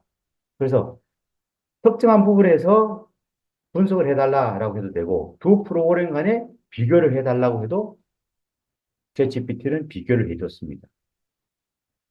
그 다음에 요거는 이제 뭐 저희들이 잘 다루진 않지만 피어슨 코피셔션의 알고리즘을 설명해달라. 그러니까 이게 수학적으로 알고리즘이 이렇게 돼 있다라고 쫙 다 보여줬습니다. 정말로 참 이거 공부하게 되면은 참 많이 어려웠을 텐데 챗GPT를 사용해서 빠른 시간 내에 물론 쉬운 건 아닙니다만 빠른 시간 내에 이렇게 대답해주고 또 이런 수식에 대해서 또 상세하게 질문하면 챗GPT가 또 대답을 또 해줍니다. 이게 인덱스 있게. 두 번째 이제 물었던 거는 머신러닝 차원 축소에서 TSNE에 대해서 설명을 해달라. 그러니까 TSNE는 뭐 고차원 데이터를 저차원으로 축소해서 데이터의 구조를 시각화하는 비선형 차원 축소 알고리즘이다. 일단 비선형 나오면 어렵죠. 근데 이제 이렇게 한글로 대답해. 요게 카피 앤 페이스트를 제가 한 겁니다. 이게 MS 워드로 뜨니까 수식이 다 깨져서 뭐 글자의 모양새는 예쁘지 않지만은 이게 체계적으로 다 나옵니다. 유사도 측정, 적공부 확률 계산, 적공부 확률 계산 나오면 이 수식이 쉽지는 않아 보이죠. 일단 뭐 익스포넨셜 나오고 그러니까 좀 어려워 보입니다. 근데 챗GPT가 이런 데이터를 다 갖고 있어서 결과를 도출해 줍니다. 그 다음에 이제 TSN에 대한 내용이 계속되고 있습니다. 적공부 확률 계산, 코스트 함수 최적화, 그 다음에 주요 특징은 이렇게 돼 있다. 그 다음에 이제 그 학생들한테 상당히 많이 도움됐던 부분이 이 프로그램 짜보신 분들은 다 아실 텐데 옛날에 로직 훈련한다고 이런 프로그램 많이 짜셨죠. 25by 25 다이아몬드 프로그램을 그리는 파이썬 프로그램을 짜주세요. 요게 25, 상하 25, 좌우 25. 그래서 이렇게 짜줍니다. 짜줘서 요걸 그 콜랩에다가 올려서 테스트해 보면 결과가 이렇게 나옵니다. 근데 이렇게 보면은 뭔가 깔끔하긴 한데 해석이 좀 쉬워 보이지는 않습니다. 그래서 제가 다시 또 한번 물어봤습니다. 챗GPT한테. 자, 앞에 프로그램을 초보자도 이해하게 좀 쉽게 좀 짜달라라고 하니까 이렇게 짜줬습니다. 그리고 요 멘트는 챗GPT가 다 붙인 겁니다. 자기가. 다이아몬드 크기의 절반, 중간까지 자른 거다. 그 다음에 공백을 추가해서 한다. 공백을 합친다. 다이아몬드 아래쪽 부분을 그린다. 합친다. 그래서 완성됐다. 그러면 앞 프로그램 소스보다는 이게 좀 더 쉬울 겁니다. 그래서 이게 챗GPT가 보면 프로그램의 난이도도 조절해주는 그런 기능을 갖고 있다. 정말 깜짝 놀랄 만한 그런 그 기능이다. 이렇게 느꼈습니다. 그 다음에 이제 이게 좀 복합적인 프로그램인데요. 그 뉴욕타임즈에 났던 데이터, 보관하고 있는 코비드 19에 대한 데이터를 가져와서 비주얼라이제이션 해주고 그 다음에 여기 어노테이션을 붙여달라. 어떤 정점에 데이터가 어떤 정점에 대해서 도달했을 때 이게 어떤 의미가 있는지 어노테이션을 해달라. 이게 두 줄이지만은 실제로 보면 ETL, 그 다음에 데이터 프리프로세싱, 그 다음에 어노테이션, 그 다음에 비주얼라이제이션 네 가지의 영역을 합친 프로그램입니다. 그래서 이게 순식간에 챗GPT가 프로그램을 짜줬습니다. 그래서 여기 보시면 프로그램 짤 때부터 이렇게 어노테이션을 다 붙여서 나옵니다. 이게 다 어노테이션인데 붙여서 나오고 그 다음에 결과가 이렇습니다. 결과가 이렇게 두 장이 나오는데 이게 그래프가 있고 여기에 중요한 포인트에 대해서 어노테이션을 붙여서 나오죠. 그 다음에 맥시멈. 그래서 과거에 보면은 여러 통계 프로그램에서 이렇게 어노테이션 붙이기가 좀 쉽지 않았는데 이제는 챗GPT를 활용하면 이 어노테이션 붙이는 것도 쉽게 할 수 있다라고 하는 게 이제 제가 테스트 해본 결과입니다. 그 다음에 요 같은 경우는 가오시안 혼합 모델 비스형 군집 그 3성분입니다. 3성분.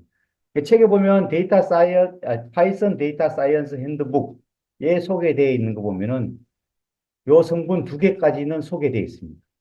성분 3개는 소개되어 있지 않습니다. 그래서 제가 조금 한번 테스트 겸 해봤습니다. 세 성분을 해달라라고 하니까 요 세 성분에 대해서 그림을 그려줬습니다. 이렇게. 물론 요거는 이제 메이크 문 스타일인데 메이크 이클립스로 하면은 이렇게 서로 상호간에 쳐다보면서 좀 예쁜 모양을 나오죠. 요거는 이제 프로그래밍에 대한 어떤 기법이고 일단 3성분까지 해줄 수 있다라고 한다면 공부 잘하는 학생 같은 경우는 기존의 교재에 나와 있는 것 이상 뭐를 내가 해보고 싶다고 했을 때 테스트가 가능하다. 이 얘기는 뭐냐? 선행 학습이 가능하다라고 하는 결론입니다. 그래서 제가 또 여쭤봤습니다. 물어봤습니다. 2성분과 3성분의 차이는 뭐냐? 뭐 뻔한 질문이지만 챗GPT가 이렇게 대답을 다 해줬습니다. 2성분은 뭐고 3성분은 뭐고 결론이 뭐냐? 데이터가 간단한 거를 클러스팅 할 때 2성분을 하는 것이 좋고 복잡한 거는 3성분으로 해라 라고 하는 거죠. 이게 이제 결론입니다. 그다음에 조금 어렵긴 한데 여기 보면 이제 좀 어려운 수학 공식 있죠. 그 적분. 이 적분인데 이것을 수식을 주고 분석을 해라. 그 다음에 그걸 파이썬 프로그램을 짜달라고 하니까 파이썬 프로그램을 짜줬습니다. 그래서 실행한 결과가 요겁니다. 이렇게. 그래서 이제 아시다시피 이런 조건, 컨디션 같은 경우는 뭐 이미 다 조절이 가능하죠. 그래서 챗GPT나 코필롯 마찬가지로 이런 수식을 PDF로, 죄송합니다. 코필롯은, 챗GPT는 아직 안 되는데, 코필롯 같은 경우는 이렇게 수식을 잘라서 PDF로 만들어서 넣어도 해석을 해줍니다. 정말로 편리하고 아주 놀라운 기능들이었습니다. 자, 그래서 제가 한 학기 동안에 강의하면서 데이터 사이언스 수업에 챗GPT를 썼습니다. 그럼 과연 어떤 결과를 얻었냐? 학생들의 성적이 중간 수준, 그 다음에 하위 수준의 학생들은 챗GPT를 통해서 많은 지식을 익히고 또 제가 수업 시간에 다 하지 못했던 이런 것들을 별도의 숙제를 줘서 집에서 할 수 있도록 배려해서 학생들의 성적이 많이 올라갔고요.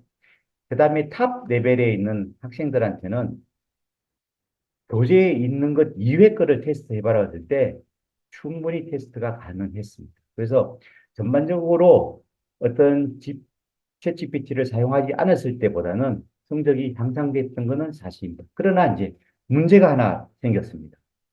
일부 학생들이 챗GPT의 실력이 자기의 실력이라고 이렇게 거만을 들고 공부를 하지 않는 이런 현상이 발생했습니다.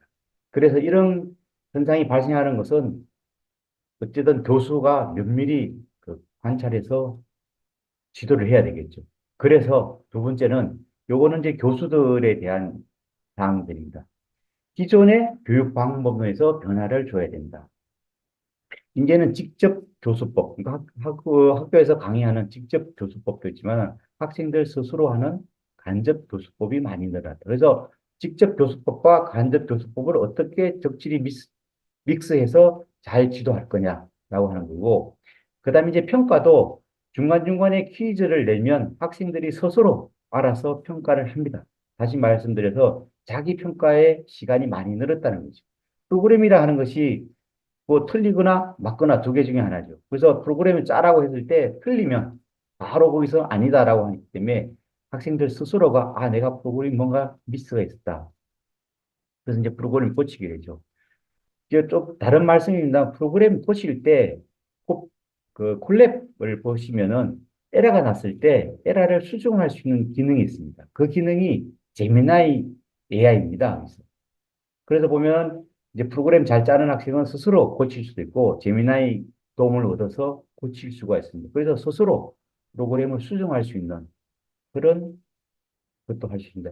이전 같으면 교수들이 일일이 다 다니면서 똑같은 에러가 나더라도 일일이 다 다니면서 봐줬는데 지금은 한 학생만 해결하면은 그것을 어떻게 해결했던 방법만 가르쳐 주면 학생들이 스스로 다 할 수 있다. 그래서 자기 평가가 많이 늘었다. 그 다음에 이제 세 번째가 이제 제가 하고 드리고 싶은 말씀인데요. LLM 사용자와 비사용자 간의 차등이 필요하다. 그래서 시험을 칠 때 LLM 사용자인지 아니면 자기 스스로 푸는지 학생에 대해서 면밀한 분석이 필요하고 특히나 잘하는 학생에 대해서는 어떻게 지도할 건지 많은 고민이 됩니다. 그래서 옛날에는 학생들 가르칠 때 보면 못하는 학생들, 그 다음에 중간에 있는 학생들 어떻게 성적 끌어올까 굉장히 고민이 많이 하실 텐데, 이제는 약간 상황이 달라져서 잘하는 학생들에 대해서 어떻게 더 잘할 수 있을까? 이런 것들이 좀 많이 바뀌는 것 같습니다. 그 다음에 이제 기술 과정은 기술 활용은 이미 다 아시는 바처럼 넘어가고요. 마지막에 그러면 이제 교육자들이 수업 준비할 때는 어떻게 바뀌느냐? 수업 준비하는 과정에서도 많이 바뀌죠.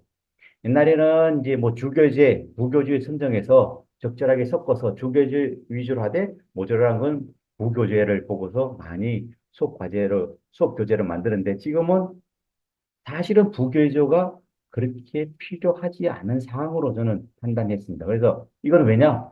여러 가지 챗GPT라든지 코필럿, 특히 클라우드 3.5 소넷 같은 경우는 프로그램 짜라고 시켰을 때 정말 잘 짭니다.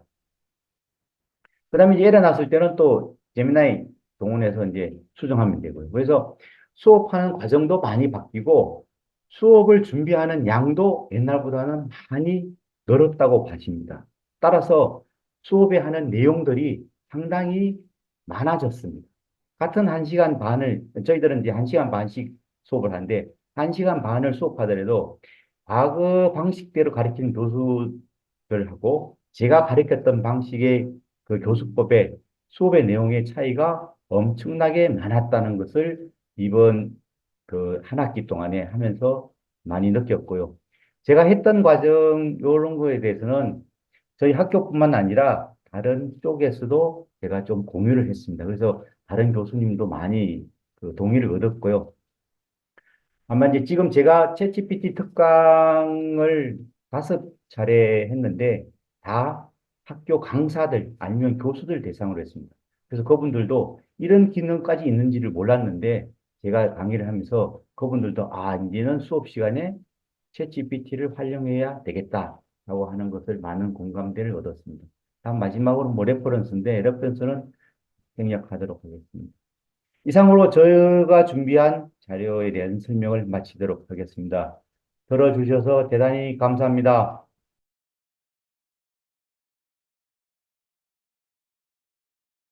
My presentation is about the future of healthcare industry, healthcare services with generative AI.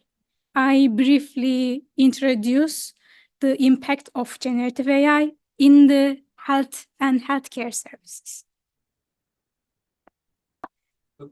Right now, this presentation, I will just basically mention about 4 main topics, but I want to inform that these topics are not limited with just these ones. I will mention about the generative AI impact the sport systems, and tailored treatment, diagnostic, and challenges with the generative AI and the healthcare and the services. Okay.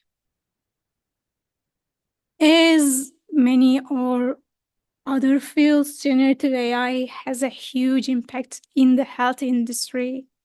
Even generative AI is not that mature enough to be able to use widely, but yet in the health industry it started to use, especially maybe you already heard that synthesis images, 3D, automated 3D, 2D images used in this field specifically.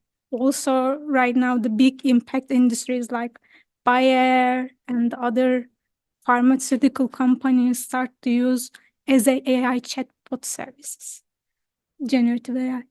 The fields are not just basically limited with this. In here, we are mentioning about medical imaging, drug discovery, predictive services, also personal treatments, personal medication fields, but the field are not limited with this. I didn't include in this session the digital biology and digital surgery because of the time limitations, but the impact of the generative AI in the health industry covers mostly everything, including digital surgery or digital biology, which means the DNA, RNA, the genetics, the proteins, basically in everything which comes in your mind. We cannot basically limit it, the possibilities, the generative AI usage in the healthcare industry. Actually, NVIDIA, I think it was 2 months ago, launched a BioNemo models, and they are basically prompting full whole hospital with AI. In the whole hospital services, or whole healthcare services, it comes into your mind. In the future, maybe even near future, will run by AI, generative AI. You know, we always hearing the generative AI will take our jobs and bashing everything in the industry and changing so many things. But maybe it is good to say that generative AI right now, even the most parameter used models right now is not that mature enough yet. Maybe within 5 years it will be. If the big brands probably reduce the cost of the development and usage of the generative AI, it will be maybe even faster. Right now, we don't need to worry about that issue, but I need to say there is a huge future, and we are right now basically involving the technologies. Everything using the generative AI, maybe you heard of it. I listened to one of the professors, one journal asked one Chinese professor and mentioned about the generative AI take our jobs. What will we do? We are worrying about. That day, professor replied like this. In the beginning of the personal computer, we already get same question. Back then, I told them, human brain are so amazing, and we are basically evolving. And as the professor said, our brain evolved and start to learn to use the personal computers to build these technologies today. Even right now, maybe most of the people are worried about the generative AI's impact. I can easily say that our brain somehow will evolve to use generative AI to build more stronger technology. So it is not bashing ours. We just need to involve enough to use generative AI to build a better future for us. Okay. In healthcare, also the same. Soon, maybe we will introduce more AI-based services to make the hospitalization, the patients, even the customers, even the doctors, even the tech lab staffs, jobs easier. I'm not sure, the Korea is not that case, but some of the European countries, let's not say, some of the countries has lacking of hospitality services. And one time I just watched one of the tourist video, and they are mentioning about they go to the hospital. They had to go to the hospital and they had to wait 5-6 hours just to see a doctor. And after the 5 hours, they didn't see any doctors. So they decided to use their health blood results and the health checkup results by using the GPT-4o model and ask their disease, their problems to GPT, and GPT gives them answer. And they satisfied with that answer. even right now, it is not that medical fine-tuned model. It is just a generic GPT-4o. Right now, even was enough to save the tourist's life. This is just an example. How big this industry and how big impact generative AI basically in the healthcare and healthcare services. And then how about the support systems? What will happening in this area? In here, I don't mention all of the support systems and the generative AI's impact for support systems. I'm mentioning slightly what's happening. In the support systems, we already knowing the chatbots and chatbot effects and how it's just basically helps the workers' lives because it is basically answering questions or basically booking appointments, make automatized. In the healthcare is also the same. I'm just mentioning the three main operations as a support service usage of the generative AI impact of the service usage. One is the administrative efficiency. It's basically even right now, the hospitals and the services and the facilities started to use GPT-based applications to reduce the administrative tasks burden, and like such as booking appointments, managing patient recordings, and answering basic questions. I need to mention about in here. In research and also in theoretical way, it is possible. But in practice, generative AI is still dealing with hallucination problem. So I want to mention specifically even the basic chatbots. If you are planning to use or planning to integrate this kind of services, you should be aware of the hallucination cases, even right now, has a big impact. Especially in medical field, directly impacting the human lives. The strong mitigation, strong evaluations, verifications should be done to mitigate as much as possible, mitigate the hallucination problem. The big companies like OpenAI, the Meta have a specific team working just in the hallucination cases and trying to deal in this problem. But even at least in the soon or the nearer future, it seems we still have some time to manage the hallucination problems. In the healthcare services, because of the hallucination cases, the human involvement should be more than the other applications. We somehow automate everything, but yet the human supervising and the oversight and the human operations and the human effects in the loop kind of mandatory in the healthcare services.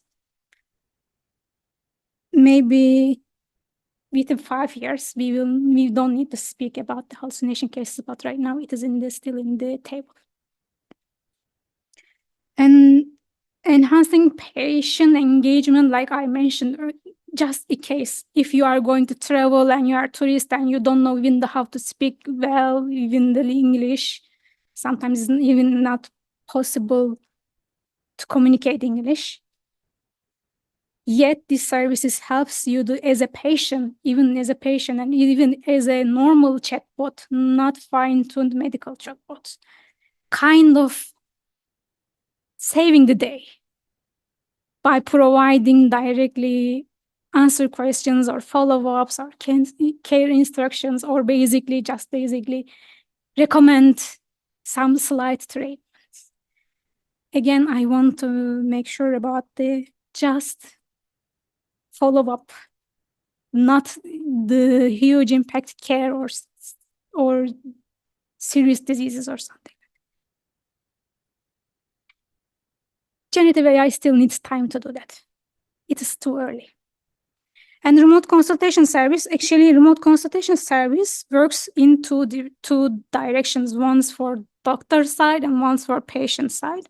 And patient side, as I mentioned, the generative AI can make easy recommendations to the patients. But in the doctor side, during the patient consultations, gives some kind of tips, fast analyzation opportunities, or answering the questions, or basically recommend some more patient-specific data or patient-specific disease-related advices to the doctors as a consultant. Not directly consultant, because even still it's not possible, and it is not even ethical to say AI can decide itself easily what is the disease or what is the treatment, but can be used as an assistant.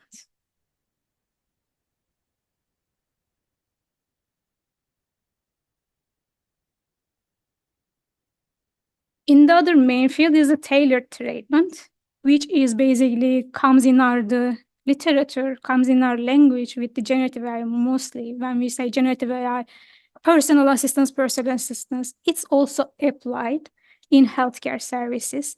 Actually, in healthcare services, it's applied very aggressively because basically, because of the personal data, historical data, even societal data, genomes, and DNA, RNA, and protein analysis, effectively maybe more accurate than human.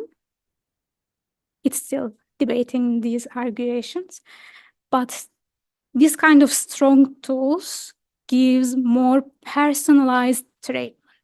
When I say personalized, I'm saying directly personalizations. Even the system has the specific like genome information or the DNA information or the DNA sequences or the protein sequences, that specific person.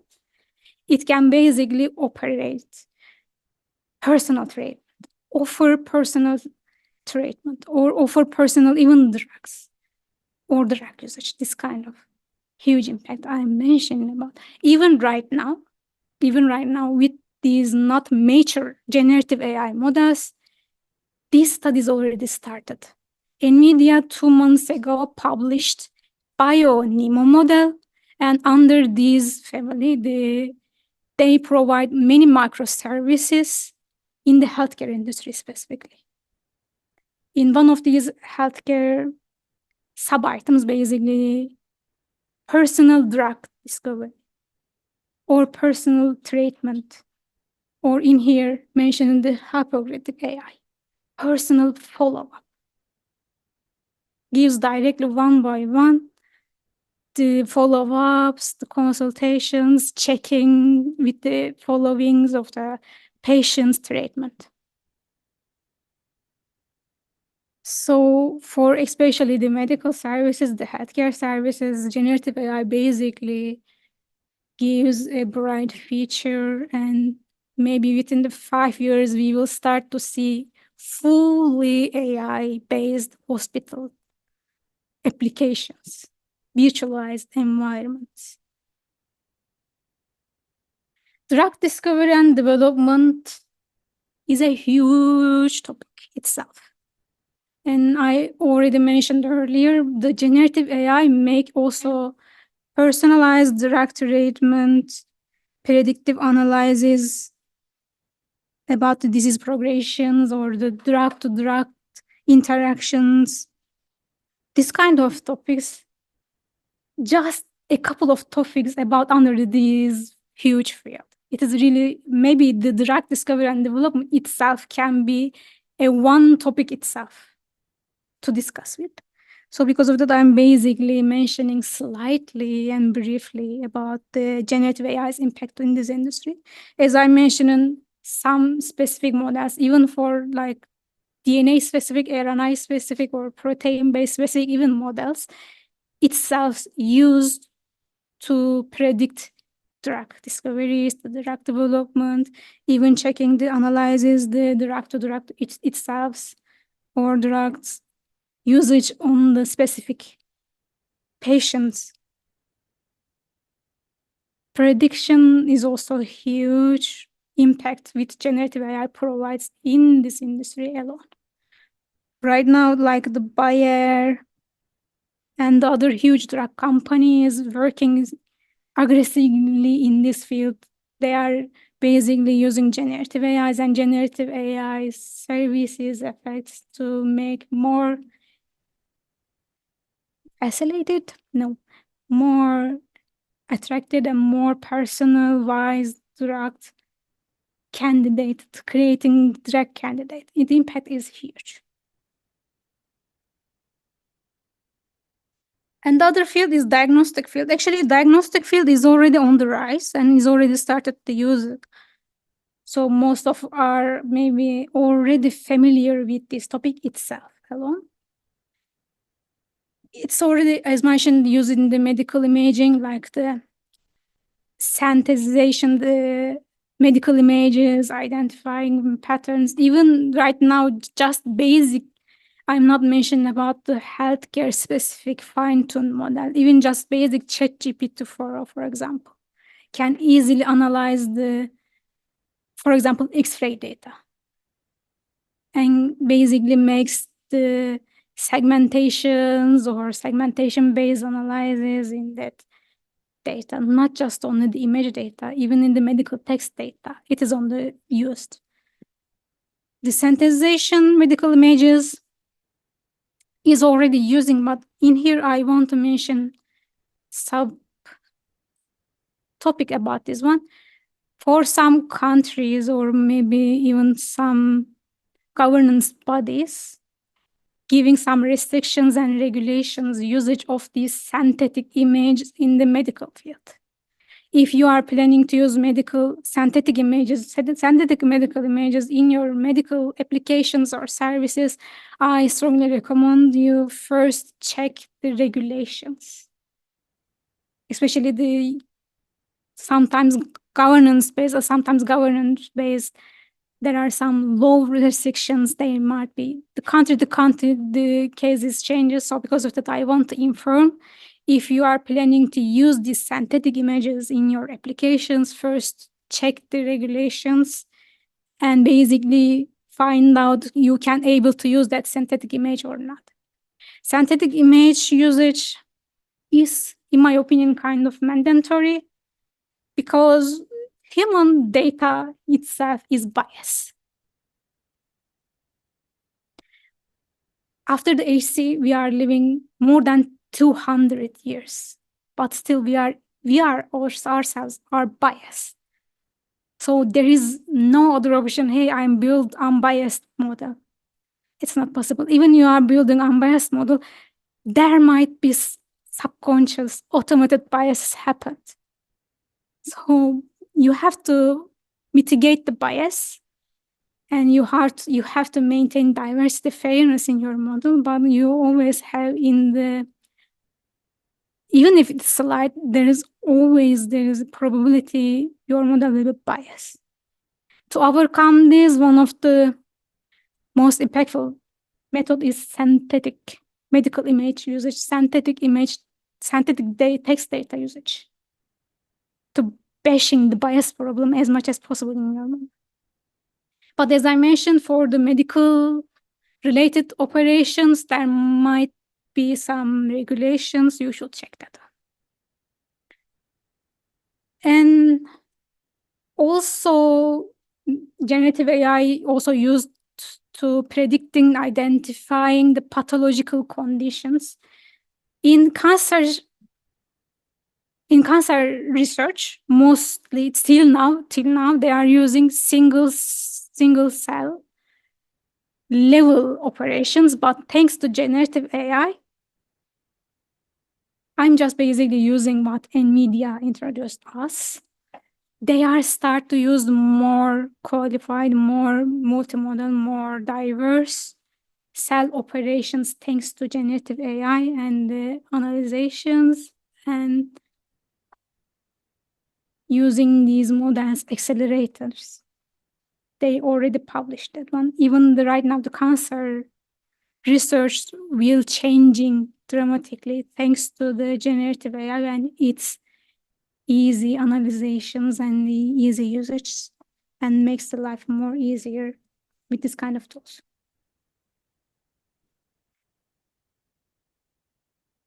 Provide real-time decision. We already know that one. And I just want to mention about what NVIDIA published in this bio NeMo model. They are basically publishing microservices for virtual treatment. And virtual treatment also will be a good tool for students themselves. In here, there is a tool, they say ArtSide. They just launched these microservices. And it is just basically visualizing the treatment conditions of the patients. It's automatically checking the patient's treatment and follow-ups and other applications, which is also possible with generative AI, which it helps practitioner, the doctors and medical staffs. Plus, it gives opportunity to, especially the med trainees, med interns, med students, easily they can practice by using these virtual tools to get more expert in their field. In here, I put an example, and this example comes from the basic Q&A model, which the medical Q&A question I bought. I built this tool 2 hours or something. I used Lametry, and I used one of the open access medical question and AI dataset. Even just 2 hours, I built my own question and answer bot. This is how strong and how impactful generative AI. And I didn't basically spend so many times to research or something. I basically used go to Hugging Face, access Lametry from Meta, access one of the open access dataset, and run the model, and tada. If you want to learn and check the source code, or if you even yourself want to just basically run the code, I will share in the chat the link of this code chat after the presentation. I just wanted to show you, even just spending 2 hours, you can build your own medical question and answer bot. This is how strong, plus scary. It directly gives you what you should do for the basic treatment. So people maybe worry about their jobs, their futures in the field. So as I said in the beginning, you don't need to worry about it. You should find a way to integrate in this new era and embrace it. Don't fear, but embrace it. Also, one thing catching my attention, in the schools, there are huge debates about how we should ban the students use the ChatGPT and other bots. Actually, I'm not agreeing with this idea. We shouldn't ban. We should integrate these opportunities in our systems, especially for the youngsters. How we can use it as a collaborative. One of the early presenters mentioned about Ruwa. One of our early presentation mentioned about the ChatGPT Ru, ChatGPT Wa. This is the main differences. I'm also thinking the same. Not Ruwa. We should learn to live together without catching the hallucination cases or basically wrong by the ChatGPTs. Actually, there is an incident about this year. One of the American lawyer used ChatGPT to create evidences for his case, but ChatGPT create hallucinations. But lawyer didn't know that, used that false cases in the court. And after that, they discovered this truth and he lost his job and sued wildly. As I mentioned, we should be careful about hallucinations. If we don't fooled by GPTs, we can basically use ChatGPT as a supportive in ourselves, in our fields, in our works, even in the education. as I mentioned in the challenges, the main challenge, the data quality and bias. Because ChatGPT powers comes from data, directly comes from data. For now, most of the companies aggressively trying to reach the user's data. In the recent, I checked, Adobe, I think it was Adobe, maybe I'm mistaken. They changed the contract, the user customer contract, and they want to access all of the file, all of the data created by the users, because to able to get more successful GPTs, generative AI models, human data needed. True human data needed. I think this is almost third year of the generative AI and the chatbot in our lives. And right now in the internet, generative created contents start to published and popped everywhere right now. Do you know AI eating itself term? I'm not sure. So this is also a future discussion, maybe future fear about the generative AI. The true human data necessary, but to able to get more successful models, you should be clarify the quality of the data, and we should remove the biases as much as possible, conscious biases, subconscious biases, all. In the US, there's a recent survey happened, and they asked the users about how you see in the generative AI in the healthcare industries, and almost half, even more than half of the US citizens thinking generative AI bashing health industry within 4 years. Maybe within 3 years, we will see the effects. Maybe 4 years, even in my opinion, 4 years is a long term for this kind of impact, but I think time, okay, almost finished. Almost. Okay, considerations. As I mentioned earlier, if you are willing to, or if you want to use these services, you should consider ethical guidelines and regulatory standards. I know in US, there is a HIPAA, which is Health Applications Act. There are making some regulations to usage of the generative AI in the healthcare industry. In Korea, TTA also developed a development guideline for reliable, trustworthy AI usage in the medical. I also share the link of that development guideline for Korean users. You can also check to see what Korean regulations exactly in this field. As of not just generative AI, as of any kind of AI services, if you are considering especially sell into Europe or in the US, they have mandatory regulations and restrictions happened. Europe AI Act, maybe you heard of it. In also US, they have also similar AI execution order, which basically published last year.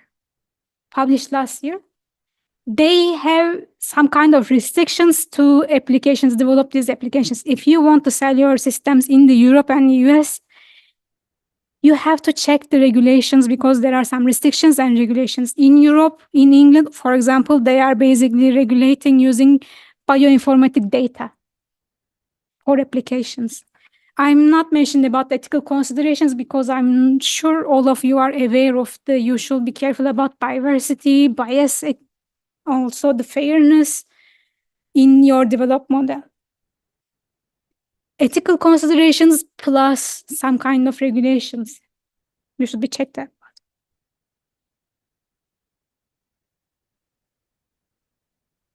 As a conclusion, as other fields, generative AI has a huge impact in the healthcare industry and aggressively start to making the impacts of this industry as well. However, the successful implementations of these models in density records addressing challenges like the bias, the regulations, and trust integrations, data quality, kind of. If you can navigate these challenges, your organization, the healthcare organizations, can harness the full potential of the AI-driven innovation and improve the outcomes. I want to show a clip.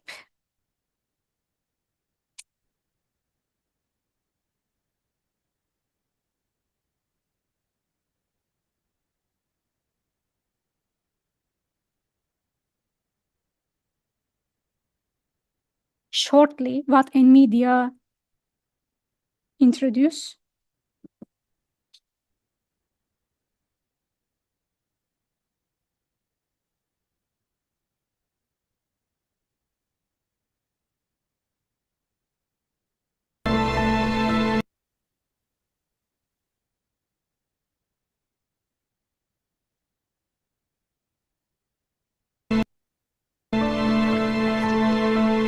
Just I beginning. am a healer,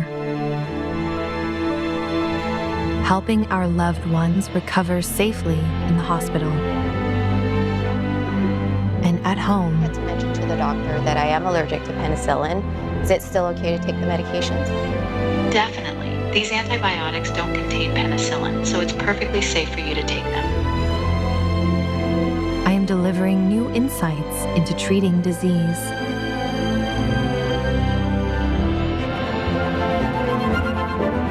Enabling better diagnoses faster.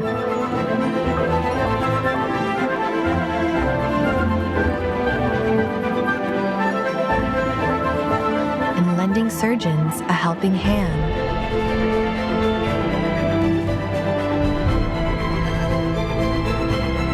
I am opening new worlds of discovery.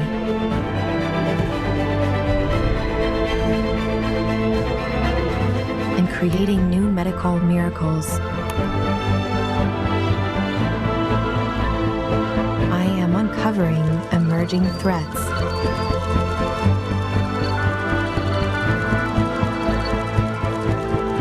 Exploring a universe of possibilities to find the ideal protein.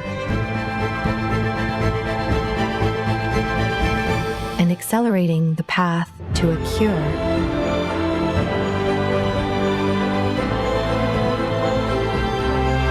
I am AI, brought to life by NVIDIA and brilliant healers everywhere.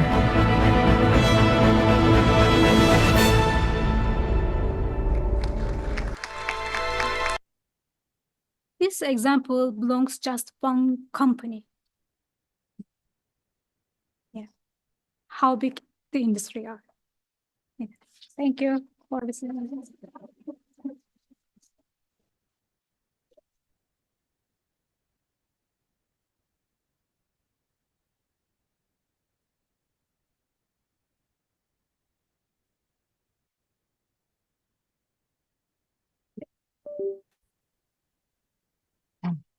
드디어 대망의 마지막 강의가 모두 끝났습니다. 저 이거, 오늘 들어보시니까 모두 어떠셨어요? 그렇습니다. 네. 그래. 다음에 이제 회장님도 아까 잠깐 말씀하셨고 다음에 기회가 되면 또 조금 더 긴 시간 동안에 긴 시간 한번 내서 이런 시간 또 가졌으면 좋겠습니다. 네, 모두 고생하셨습니다.